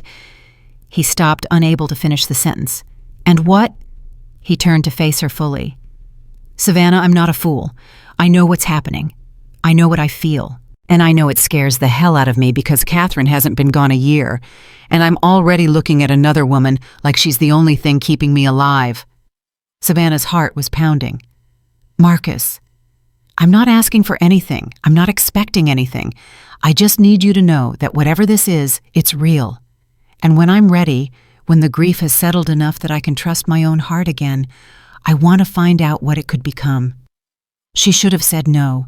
She should have reminded him of boundaries and propriety and the dozen reasons why this was a terrible idea.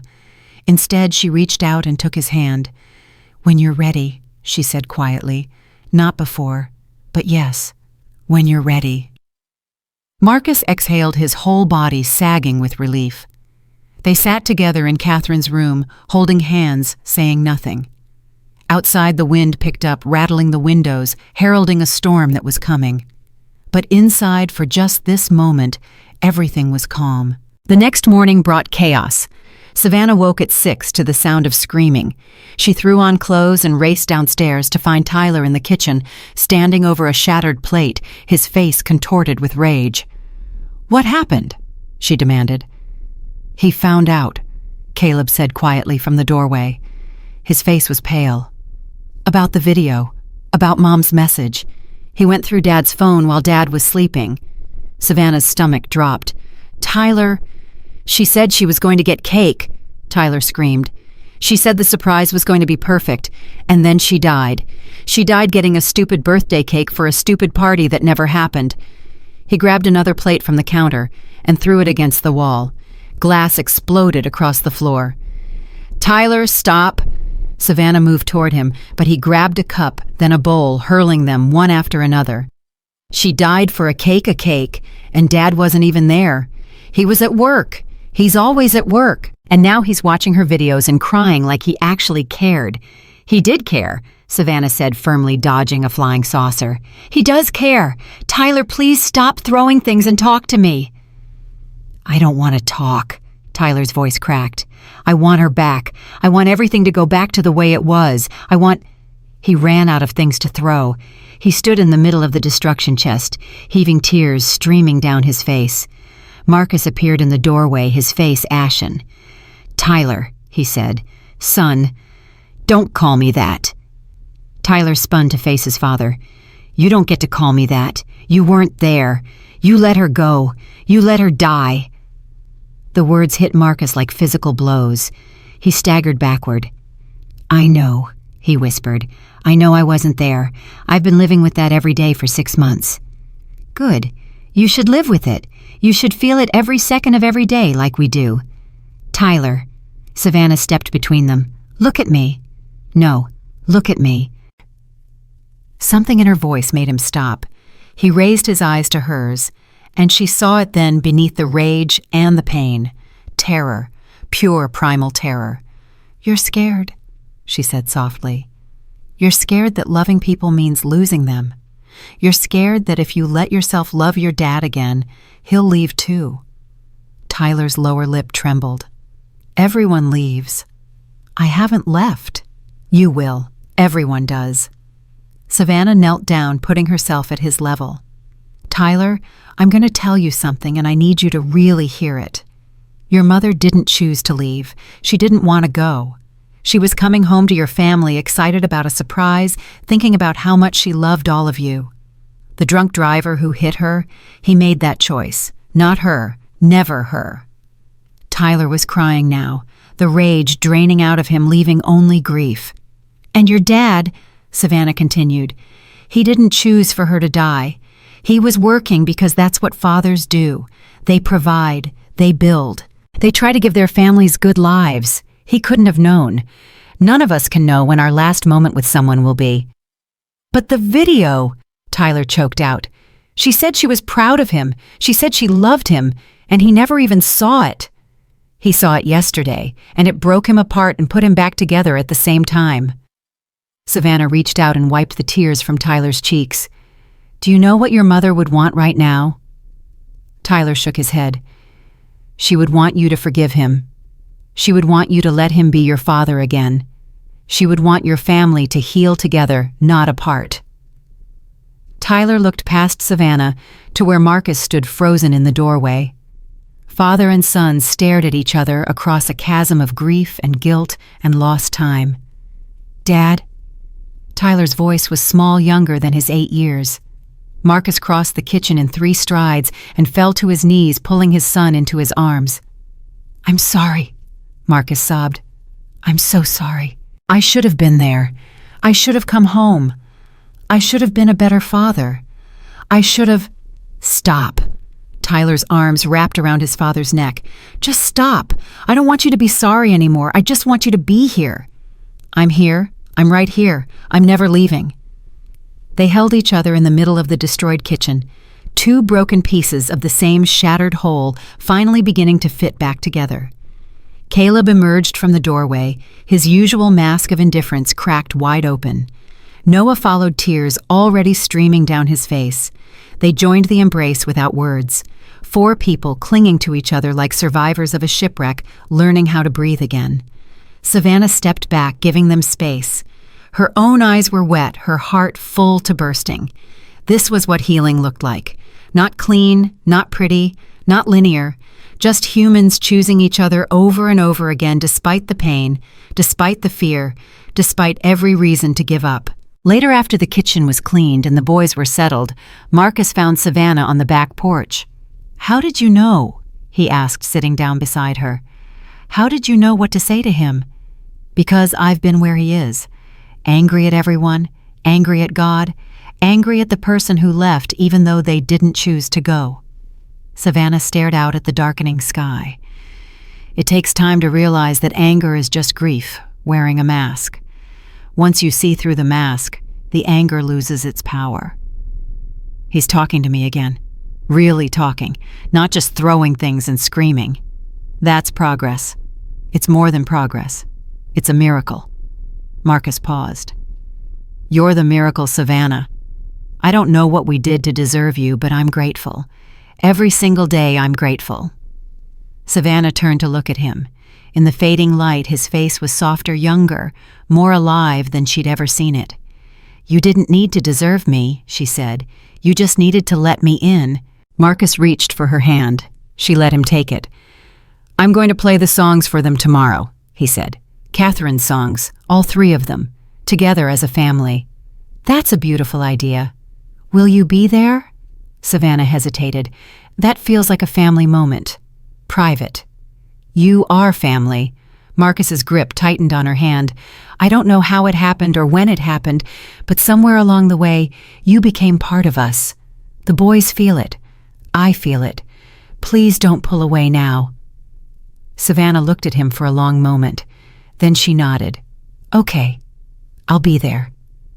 Marcus smiled, the first real smile she'd seen from him since she arrived.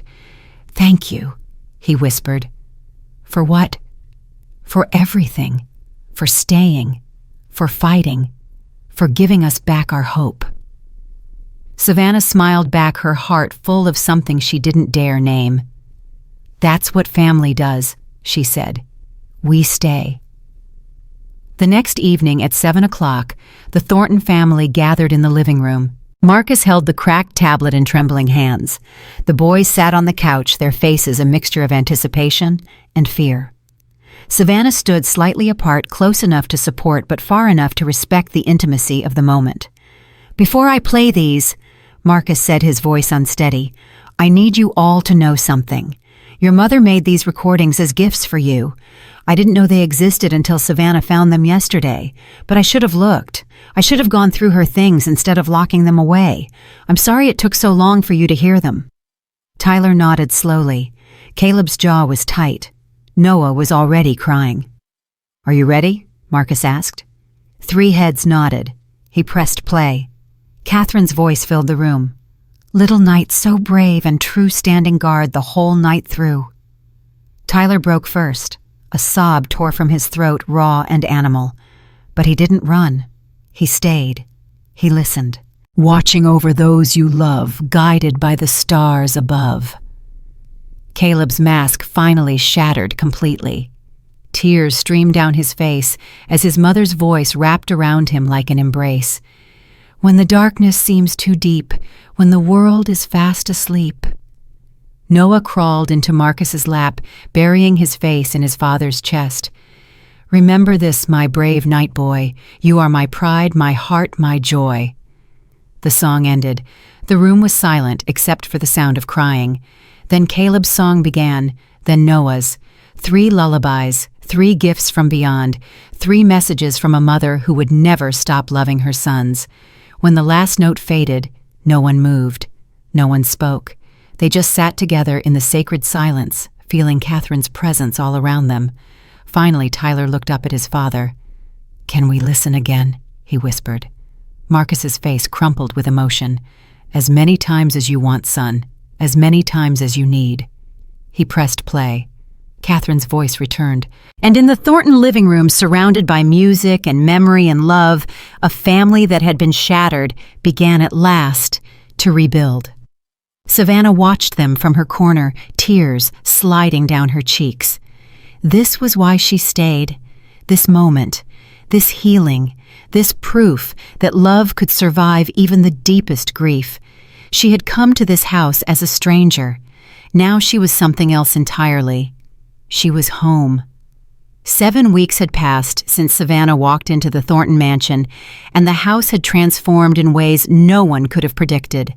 The boys were laughing again.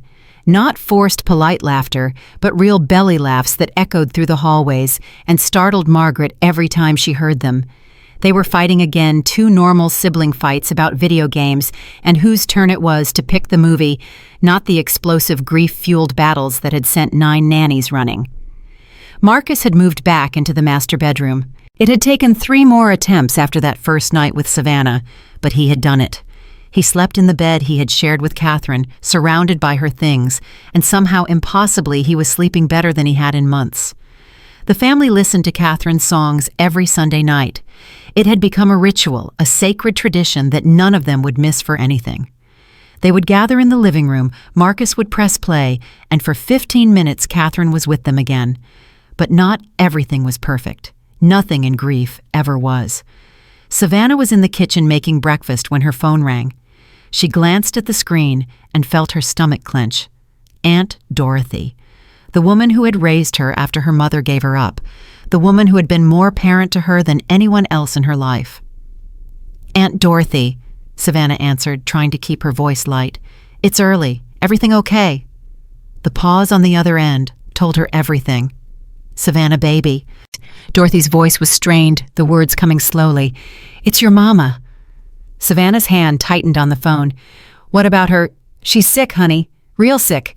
The doctors say it's her liver. All those years of drinking finally caught up with her."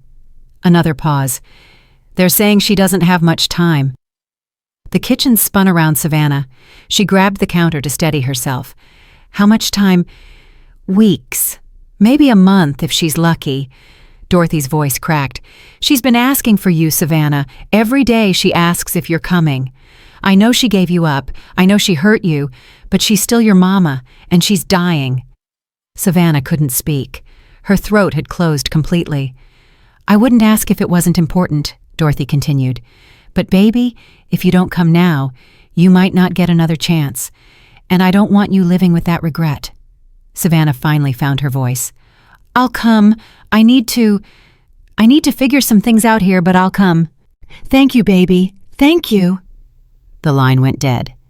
Savannah stood frozen, the phone still pressed to her ear, her mind racing. Her mother, the woman who had abandoned her at 8 years old, the woman who had chosen alcohol and drugs over her own daughter, the woman Savannah had spent 20 years trying to forget. She was dying, and she wanted to see Savannah. "Savannah." She turned. Marcus stood in the kitchen doorway, concern etched across his face. "What's wrong?" Savannah opened her mouth to say nothing, to brush it off, to keep her walls intact. But the words wouldn't come.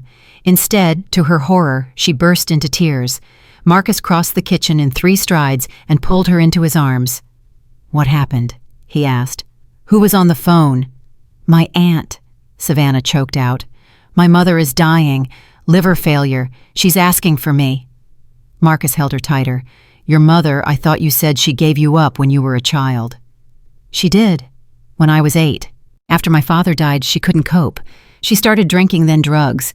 One day she just dropped me off at social services and never came back. Savannah's voice was bitter through her tears. I spent 11 years in foster care because she chose a bottle over me. And now she wants to see you. Apparently. Savannah pulled back, wiping her face angrily. It's not fair. She gets to disappear for 20 years and then summon me to her deathbed like nothing happened, like she didn't destroy my childhood. No, Marcus agreed quietly. It's not fair. I don't owe her anything. I don't owe her forgiveness or closure or a peaceful death. She didn't earn any of that. You're right. You don't owe her anything. Savannah looked at him, surprised by his agreement. But, Marcus continued gently, this isn't about what you owe her. It's about what you need. If you don't go, if you let her die without seeing her, will you be able to live with that? Honestly. The question cut through Savannah's anger like a knife. She didn't know. She honestly didn't know. I can't leave the boys, she said. They're finally stable. If I disappear now... Savannah. Marcus took her hands in his. The boys love you, but they won't fall apart if you're gone for a little while. They have me now. They have Margaret. They have each other. He paused. You've given everything to this family for 7 weeks. You've put yourself last every single day. Maybe it's time to put yourself first. Savannah shook her head. You don't understand. She abandoned me. She chose to leave. Why should I drop everything to be there when she's the one who threw me away? Because you're not her, Marcus said simply. You don't leave. That's who you are. And if you don't go, if you let her die alone because of what she did 20 years ago, you'll be leaving a piece of yourself behind too. Savannah stared at him, tears still streaming down her face. I'm scared, she whispered. Of what? Of seeing her. Of feeling like that little girl again. The one who wasn't enough to make her mother stay. Of forgiving her and having it mean nothing. Of not forgiving her and regretting it forever. Marcus pulled her close again. You don't have to decide about forgiveness right now. You just have to show up, that's all. Just show up and see what happens. Savannah clung to him, her whole body shaking. Will you be okay? She asked. You and the boys. We'll miss you every second, but yes, we'll be okay. Marcus kissed the top of her head. Go, take care of yourself for once. We'll be here when you get back. Promise? I promise. Telling the boys was harder than Savannah expected. She gathered them in the living room that afternoon, her bag already packed, her flight booked for the next morning. I need to talk to you about something, she said. Tyler's face immediately hardened with suspicion. You're leaving. I'm going away for a little while. My mother is very sick and I need to... I knew it. Tyler's voice was cold flat. I knew you'd leave eventually. Everyone does. Tyler, I'm coming back. That's what they all say. Tyler. Savannah knelt down in front of him. Look at me. I know you've been let down before. I know people have made promises and broken them. But I am not leaving you. I'm going to see my mother because she's dying. And if I don't go now, I'll never have another chance. But I will come back. I swear to you. Tyler's jaw was clenched tight. How long? I don't know. A week, maybe 2. It depends on how things go. What if she dies and you decide to stay there? There's nothing for me there, Savannah said firmly. My home is here now, with you, with your brothers, with your dad. She reached out and touched his cheek. You are my home, Tyler, all of you. And I don't leave home. Tyler's lower lip trembled. He was trying so hard to be tough to keep his walls up, but they were crumbling. You promise, he whispered. I promise. He collapsed into her arms, holding on like he would never let go. Caleb was next. He didn't say much, just nodded when she explained, his face unreadable as always. But when she hugged him goodbye, he held on longer than he ever had before. You changed everything, he whispered in her ear. Don't forget that. Noah cried. He cried and clung to her and begged her not to go. I'll be back before you know it, Savannah promised, wiping his tears. And while I'm gone, I need you to do something important for me. What? Noah sniffled. Take care of your brothers and your dad. They're going to need extra hugs while I'm away. Can you do that?" Noah nodded solemnly. "I can do that. That's my brave boy." The night before she left, Marcus found her sitting on the back porch, staring up at the stars. "Can't sleep?" he asked, settling into the chair beside her. "Too many thoughts. Want to talk about them?" Savannah was quiet for a long moment. Then she said, "I haven't seen my mother in 20 years. I don't even know what she looks like anymore. Will I recognize her? Will she recognize me? Does it matter? I don't know. Maybe." Savannah pulled her knees up to her chest. "When she left me, I was so young. I didn't understand what was happening. I just knew that one day I had a mother, and the next day I was alone in a room full of strangers, waiting for someone to want me." Marcus reached over and took her hand. "It took years before anyone did," Savannah continued. "Mrs. Patterson, the foster mother I told you about, she was the first person who made me feel like I was worth keeping. But by then the damage was done. I had learned that love was temporary, that everyone leaves eventually." "Is that why you stay?" Marcus asked quietly. "With families like mine? Because you know what it feels like to be left? Maybe. Or maybe I stay because I'm still trying to prove to that 8-year-old girl that people can be different, that not everyone leaves." Savannah turned to look at him. "You asked me once why I care so much. That's why. Because every child I help is the child I used to be. And every time I stay, every time I don't run, I'm healing a little piece of myself." Marcus was quiet for a long moment. Then he said, "You've healed us, Savannah, more than you know. And now it's time for you to heal yourself." "What if I can't? What if I see her and all I feel is anger?" "Then you feel anger. That's okay. You're allowed to be angry. You're allowed to feel whatever you feel." Marcus squeezed her hand. "But you're also allowed to let go, if you want to." Savannah leaned her head against his shoulder. "I don't know what I want," she admitted. "I've spent so long not thinking about her, not letting myself think about her. And now she's dying, and I have to face everything I've been running from." "You're not alone in this," Marcus said. "I'm here, the boys are here. Whatever happens, you have a family to come back to." Savannah lifted her head and looked at him, really looked, taking in the man he had become over the past 7 weeks. He was different now, softer, more present, more alive. "When did you become so wise?" she asked with a small smile. "I learned from the best." She laughed, and it felt good even through the fear and the grief. "I'm going to miss you," she said. "I'm going to miss you too, more than I can say." They sat together in the darkness, hands intertwined, watching the stars wheel overhead. Savannah's flight left at 6 a.m. Marcus drove her to the airport while the boys were still asleep. They had said their goodbyes the night before, tearful and long, and Savannah didn't want to put them through it again. At the terminal, Marcus pulled her into one last embrace. "Call me when you land," he said. "And every day after that, I want to know how you're doing." "I will."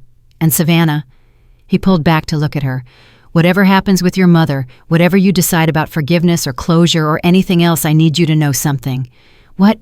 "I love you." The words hung in the air between them, heavy with meaning. Savannah's breath caught. "Marcus, I know it's too soon. I know we agreed to wait. But I couldn't let you leave without saying it, without you knowing." He took her face in his hands. "I love you, Savannah Brooks.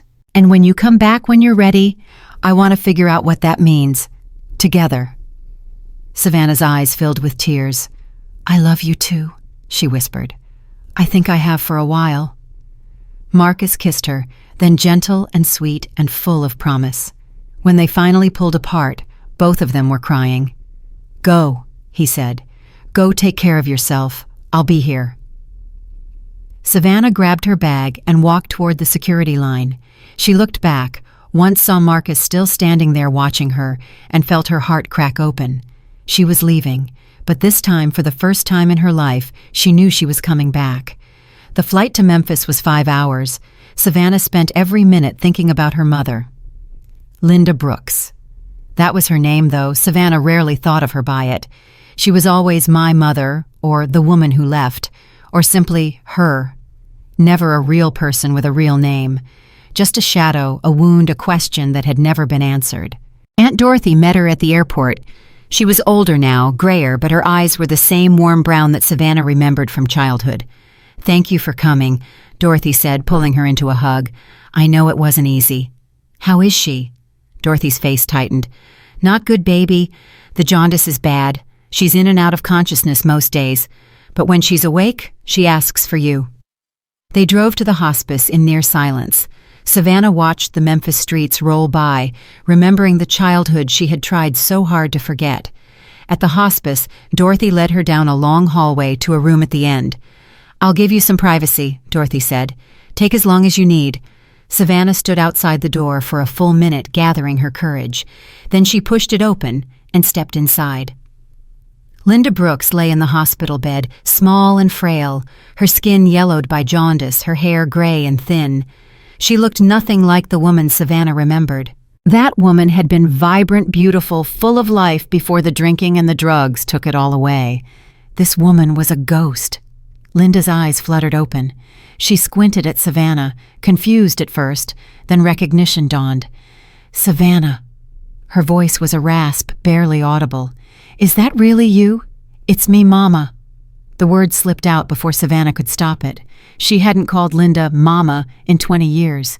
Linda's eyes filled with tears. "You came. I didn't think you would." "I almost didn't. I know. I don't deserve it. I don't deserve anything from you." Linda's hand reached out, trembling. "But thank you. Thank you for coming." Savannah moved slowly to the bedside. She looked down at her mother, feeling a storm of emotions she couldn't begin to untangle. "Why did you do it?" The question burst out before she could stop it. "Why did you leave me?" Linda closed her eyes. "I was sick, baby. Sick in my head and sick in my soul. After your daddy died, I just broke. I couldn't function. I couldn't take care of myself, let alone you. And every time I looked at you, I saw him. I saw everything I lost. So you threw me away. I thought I was saving you." Linda's voice cracked. "I was destroying everything I touched. I didn't want to destroy you too. I thought if I let you go, someone else could give you the life I couldn't. I spent 11 years in foster care, 7 different homes. Some of them were—" Savannah's voice broke. "Some of them were bad, Mama. Really bad." Tears streamed down Linda's jaundiced face. "I know. I found out later. I tried to get you back once when you were 12, but they wouldn't let me. I had too many charges by then, too many failures." Savannah hadn't known that. She stared at her mother, processing this new information. "You tried to get me back. I never stopped trying. I just kept failing." Linda reached for Savannah's hand again. "I'm not asking you to forgive me. I know I don't deserve that. I just wanted to see you one more time. I wanted you to know that I loved you. I always loved you, even when I couldn't show it, even when I was too broken to be your mother." Savannah stood, frozen tears streaming down her own face now. "I spent my whole life angry at you," she said. "I spent my whole life wondering what was wrong with me, why I wasn't enough to make you stay." "There was nothing wrong with you," Linda said fiercely, with more energy than she'd shown since Savannah arrived. "You were perfect. You were the best thing I ever did, the only good thing. I was the broken one, baby, never you." The words cracked something open inside Savannah.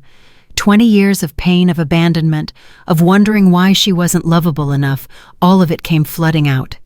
She collapsed into the chair beside the bed and wept. Linda held her hand through all of it, her grip weak but present. "I'm sorry," Linda whispered. "I'm so sorry for everything I put you through. I'm sorry I wasn't the mother you deserved. I'm sorry I couldn't be better." Savannah couldn't speak. She just held her mother's hand and cried. Hours passed. Linda drifted in and out of consciousness. When she was awake, she talked about the past. Stories Savannah had never heard. How she and Savannah's father had met at a church picnic. How they had danced at their wedding to a song that neither of them remembered the words to. How Savannah had been born on the rainiest night of the year, and her father had cried with joy. "He loved you so much," Linda said. "When he died, a part of me died too. The part that knew how to love, how to hope. I've spent 20 years trying to drink that pain away, and all it did was make more pain." "I wish I remembered him better," Savannah admitted. "I have flashes, his laugh, the way he smelled, but it's all fading." "He was wonderful," Linda said, her eyes distant. "The best man I ever knew. And you're just like him. Strong, brave, loving even when it's hard." Savannah stayed for 3 days. She slept in the chair beside her mother's bed. She helped the nurses when they came to check vitals. She held Linda's hand through the pain and the fear and the long, dark nights. And slowly, painfully, she began to forgive. Not all at once. Forgiveness didn't work that way. But piece by piece, she let go of the anger she'd been carrying for 2 decades. She saw her mother not as the villain of her story, but as a broken woman who had made terrible choices in the midst of unbearable pain. It didn't excuse what Linda had done. It didn't erase the damage, but it made it possible to move forward. On the 4th day, Linda took a turn for the worse. Savannah was there when it happened. She was holding her mother's hand, telling her about the Thornton boys when Linda's breathing changed. "Mama!" Linda's eyes fluttered open one last time. "You found a family," she whispered. "A real one." "I did." "Good." Linda smiled, a ghost of the smile Savannah remembered from childhood. "You deserve to be happy, baby. You deserve everything I couldn't give you." "Mama, don't." "I love you, Savannah. I always have. I'm sorry I couldn't show you better." Linda's grip on her hand tightened for just a moment. "Promise me you'll live. Not just survive, really live. Love that man who's waiting for you. Love those boys. Let yourself be happy." "I promise." Linda's eyes closed. Her breathing slowed, and then quietly, peacefully, she was gone. Savannah sat beside her mother's body for a long time, still holding her hand, tears streaming silently down her face. She had expected to feel relieved, or angry, or nothing at all. Instead, she felt lighter, like a weight she'd been carrying her whole life had finally been set down. She had come to Memphis expecting to face a monster. Instead, she had found a broken woman who had loved her the only way she knew how. It wasn't enough. It would never be enough. But it was something, and sometimes something was all you needed. She called Marcus that night. "She's gone," Savannah said, her voice steady but hollow. "I'm so sorry." Marcus's voice was thick with concern. "How are you?" "I don't know." Sad, relieved, confused. Savannah laughed softly. "All of the above." "That sounds about right." "She told me she loved me, at the end. She said she'd always loved me even when she couldn't show it." "Do you believe her?" Savannah thought about it for a long moment. "Yeah," she said finally. "I think I do." "Then that's what matters." "I want to come home," Savannah said, and her voice cracked on the word. "I want to come home to you and the boys. I'm done here. I've said goodbye. I've made my peace, and now I just want to be with my family." "Then come home," Marcus said. "We're waiting for you, all of us. Come home." Savannah booked a flight for the next morning. As she packed her bag in the motel room, she thought about everything that had happened over the past week. The confrontation with her mother, the confession, the forgiveness, the goodbye. She had carried her abandonment like a shield for 20 years, using it to keep people at a distance to protect herself from ever being hurt like that again. But somewhere along the way, the Thornton family had slipped past her defenses. Marcus with his guilt and his grief, Tyler with his anger and his fear, Caleb with his walls and his secrets, Noah with his tears and his hope. They had become her family, not by blood, but by choice, by staying, by loving each other through the hardest parts of life, and now finally she was going home to them. The morning sun was just starting to rise as Savannah's taxi pulled away from the motel. She watched Memphis fade in the rearview mirror, feeling like she was leaving more than just a city behind. She was leaving the ghost of who she used to be, and she was flying toward everything she was about to become. The plane touched down in Connecticut at 4:17 in the afternoon. Savannah hadn't slept during the flight. Her mind was too full, her heart too heavy with everything that had happened over the past week. Her mother's confession, the forgiveness she hadn't expected to give, the goodbye that had broken her apart and put her back together in ways she was still trying to understand. But beneath all of that, one thought kept rising to the surface. Home. She was going home. She walked through the terminal on autopilot, her bag slung over her shoulder, her eyes scanning the crowd without really seeing. She wasn't expecting anyone to meet her. Marcus had offered, but she had told him not to worry, that she would take a taxi, that she needed a few minutes alone to collect herself before seeing the boys. So when she rounded the corner and saw them standing there, all four of them holding a banner that read, "Welcome Home, Savannah," in crayon letters and glitter glue, she stopped dead in her tracks. Tyler was the first to move. He broke away from his brothers and sprinted toward her, his face a mixture of relief and joy, and something that looked almost like desperation. "You came back," he said, slamming into her with enough force to knock her bag from her shoulder. "You actually came back." Savannah wrapped her arms around him, holding him tight. "I told you I would." "I know, but I didn't believe you. Not really. Not until right now." Noah was next. Then Caleb, both of them piling onto the hug until Savannah was completely surrounded by small arms and warm bodies and the overwhelming smell of children who had clearly been baking something chocolate. "We made you brownies," Noah said, his voice muffled against her jacket. "Dad helped, but he burned the first batch." "I did not burn them," Marcus protested, walking toward them with a sheepish grin. "I caramelized them. There's a difference." Savannah looked up at him over the heads of his sons, and everything she had been holding inside her, all the grief and fear and longing, came rushing to the surface. "Hi," she whispered. "Hi yourself." Marcus reached out and touched her face, his thumb brushing away a tear she hadn't realized she was crying. "Welcome home. It feels good to be back. It feels good to have you back." He leaned down and kissed her forehead, soft and gentle and full of promise. "We missed you. I missed you too. All of you. Every single day." They drove home with the boys fighting over who got to sit next to Savannah in the back seat.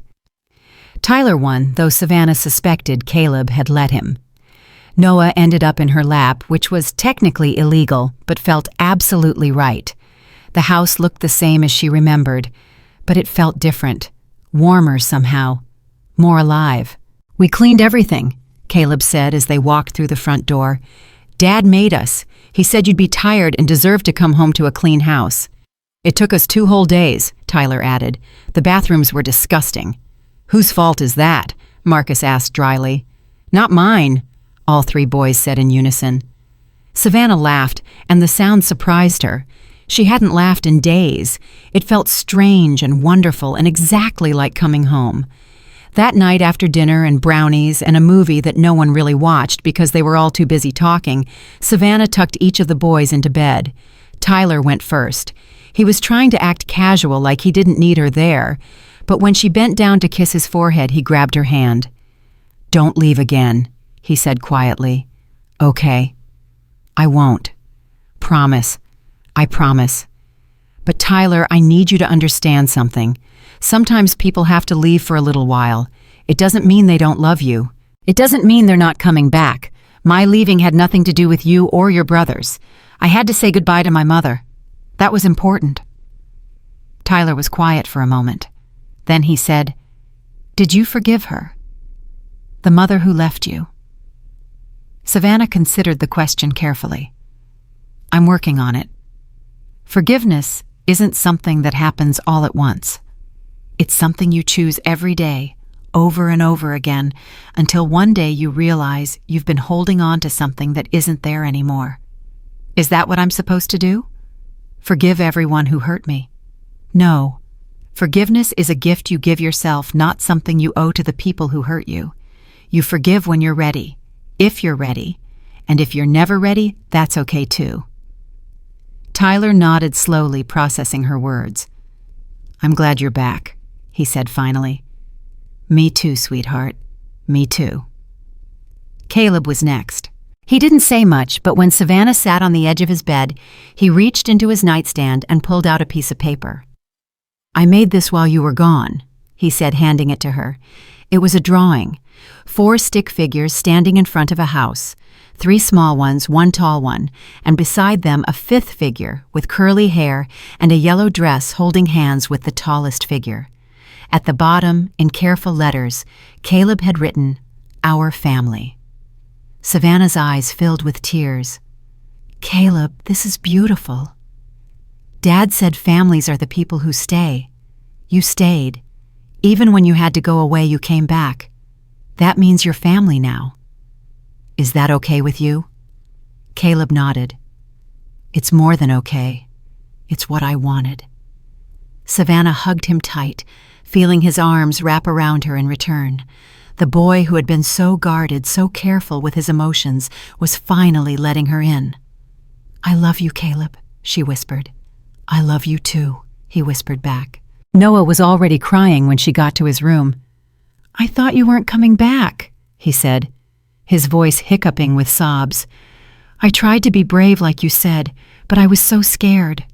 Savannah sat down and pulled him into her lap. "I know, sweetheart.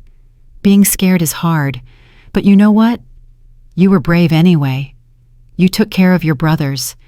You gave extra hugs. That takes courage. I missed you so much." "I missed you too. Every single minute." Noah looked up at her with wet eyes. "Did your mom go to heaven, like our mom?" Savannah's heart clenched. "I think so. I hope so. Maybe they're friends now. Maybe they're watching us together." The thought was so pure, so full of childlike faith, that Savannah couldn't speak for a moment. "Maybe they are," she finally managed. "I like that idea." "Me too." Noah snuggled deeper into her arms. "Will you sing to me like Mom used to?" "I don't know your mom's songs, sweetheart." "That's okay. You can sing your own." And Savannah thought for a moment. Then she began to hum softly at first, then finding words. A lullaby from her own childhood, one that Mrs. Patterson used to sing. Something about stars and dreams and being safe in the dark. Noah's eyes fluttered closed, his breathing slowed. By the time the song ended, he was asleep. Savannah kissed his forehead and crept out of the room, her heart so full it ached. Marcus was waiting for her in the hallway. "That was beautiful," he said softly. "The song. It's the only lullaby I know. A foster mother taught it to me when I was 12. Mrs. Patterson, you remembered. I remember everything you've told me." Marcus reached for her hand.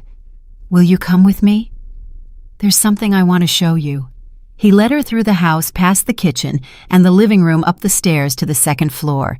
They stopped outside a door that Savannah recognized immediately. Catherine's room. "Marcus, what?"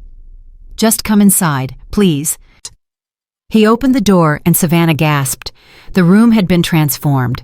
The bed was still there, but it had been remade with fresh linens. Catherine's robe was gone from the closet door. Her slippers had been put away.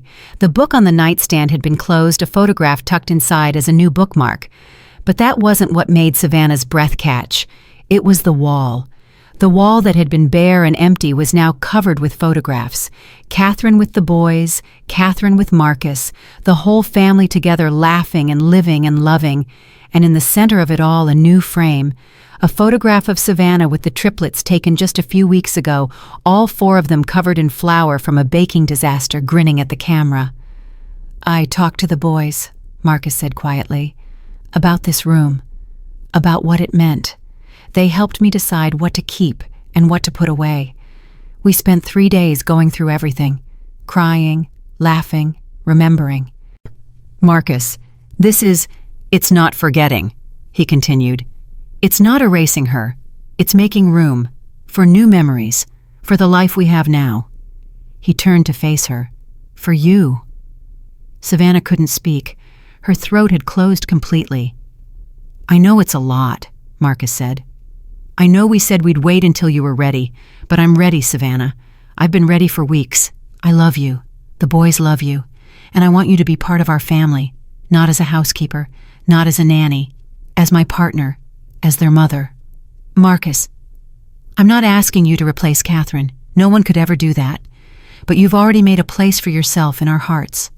All I'm asking is that you let us make a place for you in our home." Savannah looked at the wall of photographs, at the life Marcus had built with Catherine, at the space he had made for her in the middle of it. "I'm scared," she admitted. "I've never let myself belong anywhere. Not really. Every time I got close, I'd find a reason to leave first before I could be left. I know. But that's over now. You're not going to be left. Not by me, not by the boys, not ever. How can you promise that you can't control what happens? No one can. You're right. I can't control the future, but I can control this moment. And in this moment, I'm choosing you. I'll keep choosing you every day for as long as I live." Savannah's eyes were streaming tears now. "I don't know how to do this. I don't know how to be a mother, a wife. I don't have any practice." Marcus smiled and took her face in his hands. "Neither did I. Neither did Catherine. We figured it out as we went along, made mistakes, learned from them, loved each other through all of it." He wiped her tears with his thumbs. "We'll figure it out together. All of us. One day at a time. What if I mess up? What if I hurt them? You won't. And if you do, we'll fix it. That's what families do. They break and they heal and they keep going." Savannah looked into his eyes, searching for doubt, for hesitation, for any sign that he wasn't sure. She found none. "Okay," she whispered. "Okay. Okay. Yes, I want this. I want you. I want them. I want all of it." Marcus pulled her into his arms and held her so tight she could barely breathe. She held him back just as fiercely. "I love you," he said against her hair. "I love you too." They stood there for a long time, holding each other in the room that had once been a shrine to grief and was now becoming something new, something alive, something full of hope. The next morning, Marcus called a family meeting. The boys gathered in the living room looking suspicious. Family meetings usually meant chores or lectures or some combination of both. "What did we do?" Tyler asked immediately. "Nothing, for once." Marcus sat down on the coffee table facing all three of them. "I have something to tell you. Something important." The boys exchanged nervous glances. "Is someone sick?" Noah asked, his voice small. "Nobody. No one's sick. This is good news." Marcus took a breath. "I've asked Savannah to marry me." 3 sets of eyes went wide. "What did she say?" Caleb asked. "She said yes." For a moment, nobody moved. Then Tyler let out a whoop so loud it probably woke the neighbors. "Yes," he shouted, pumping his fist in the air. "I knew it. I called it. Caleb, you owe me $5. "You bet on this?" Marcus asked, somewhere between amused and appalled. "We bet on everything," Caleb said, pulling a crumpled 5 from his pocket. "It's how we pass the time." Noah burst into tears, but the happy kind. "Does this mean Savannah is going to be our mom?" Savannah stepped into the room from where she'd been waiting in the hallway. "It means I'm going to be whatever you want me to be. I'm not trying to replace your mother. I could never do that. But I love you guys, all of you. And if you'll let me, I'd like to be part of your family." Noah launched himself off the couch and into her arms. "I want you to be our mom. I've wanted it forever." "Me too," Caleb said quietly, standing up. "You're already family. This just makes it official." Tyler hung back, his earlier excitement fading into something more complicated. Savannah noticed. She gently released Noah and walked over to Tyler. "Hey," she said softly, "what's going on in that head of yours?" Tyler shrugged, not meeting her eyes. "Nothing." "Doesn't look like nothing." Tyler was quiet for a long moment. Then he said, "What if things change? What if you and Dad have your own kids and you don't need us anymore?" The question hit Savannah like a punch to the chest. "Tyler, look at me." He raised his eyes reluctantly. "I have spent my entire life being left behind, by my mother, by foster families, by people who promised to stay and didn't. I know exactly how that feels, and I would never ever do that to you." She took his hands in hers. "You are not temporary. You are not replaceable. If your dad and I have other children someday, it won't make me love you any less. Love isn't a pie that gets smaller when you slice it.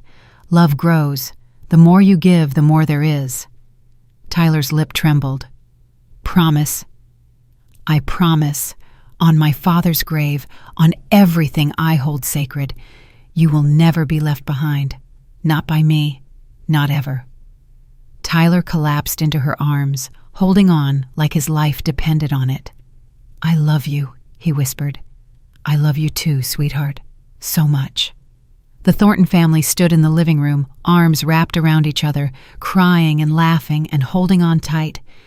This was what healing looked like. Not a sudden cure, not a clean ending, just people choosing each other over and over again through the pain and the fear and the long dark nights. 6 weeks later, on a sunny Saturday in May, Savannah Brooks became Savannah Thornton. The wedding was small, just family, and a few close friends. They held it in the backyard of the Greenwich estate under a white tent decorated with flowers that Catherine had planted years ago. Margaret cried through the entire ceremony. Richard Hartwell, who had flown in from Florida, stood in the front row with tears streaming down his face, watching his grandsons serve as ring bearers. The boys wore matching suits that they had picked out themselves. Tyler carried the rings on a pillow. Caleb walked Savannah down the aisle. Noah threw flower petals with more enthusiasm than accuracy, covering everything and everyone in a blanket of white and pink. When Savannah reached the altar, Marcus took her hands and looked at her like she was the most beautiful thing he had ever seen. "You ready?" he whispered. "I've been ready my whole life," she whispered back. "I just didn't know it until I found you." The minister spoke words about love and commitment and building a life together. But Savannah barely heard them. She was too focused on Marcus's eyes, on the love she saw there, on the future stretching out before them.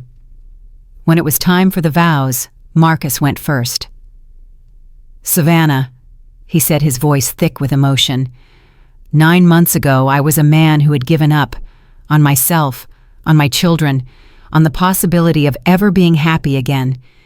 And then you walked through my door and changed everything. You didn't fix us. You did something better. You showed us how to fix ourselves. You stayed when everyone else ran. You loved us when we were at our worst. And because of you, I learned that grief doesn't have to be the end of the story. It can be the beginning of something new." He squeezed her hands tight. "I promise to love you for the rest of my life, to stand beside you through whatever comes, to be your partner, your friend, your home, and to never, ever take for granted the miracle of finding you when I needed you most." Savannah was crying so hard she could barely see. "Your turn," Marcus said with a gentle smile. She took a shaky breath. "Marcus, boys." She looked at all 4 of them. "When I was 8 years old, my mother left me at a social services office and never came back. I spent the next 20 years believing that I was unlovable, that something was fundamentally wrong with me, that everyone who got close would eventually see the truth and run away." She wiped her eyes with the back of her hand. "And then I came to this house, this broken, chaotic, beautiful house, full of broken, chaotic, beautiful people. And for the first time in my life, I found where I belonged, not because you needed me, but because we needed each other." She turned to the boys. "Tyler, you taught me that anger is just love that doesn't know where to go. Caleb, you taught me that walls can come down if you're patient enough to wait. Noah, you taught me that hope is strongest in the smallest hearts." She turned back to Marcus. "And you taught me that it's never too late to start over, that grief and love can exist in the same heart at the same time. That staying is a choice you make every single day, not just once." She was sobbing now, but she pushed through. "I promise to love you, all of you, forever, to stay when it's hard, to fight for us when it would be easier to give up, to be the mother these boys deserve and the wife you never expected to find, and to spend the rest of my life proving that I was worth the wait." The minister pronounced them husband and wife.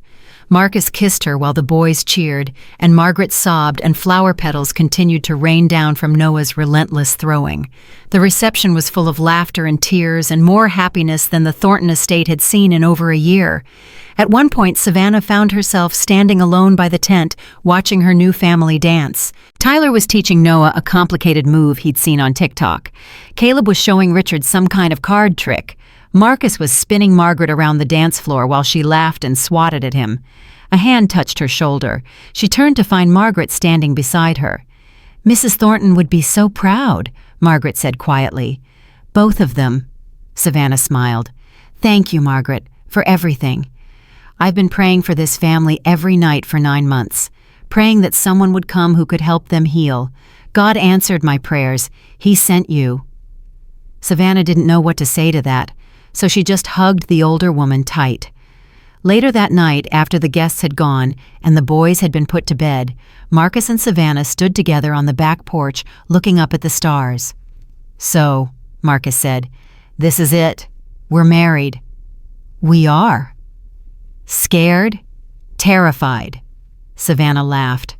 "But the good kind of terrified, the kind that means something amazing is about to happen." Marcus pulled her close. "I keep thinking about that first day, when you walked into the kitchen and found it destroyed.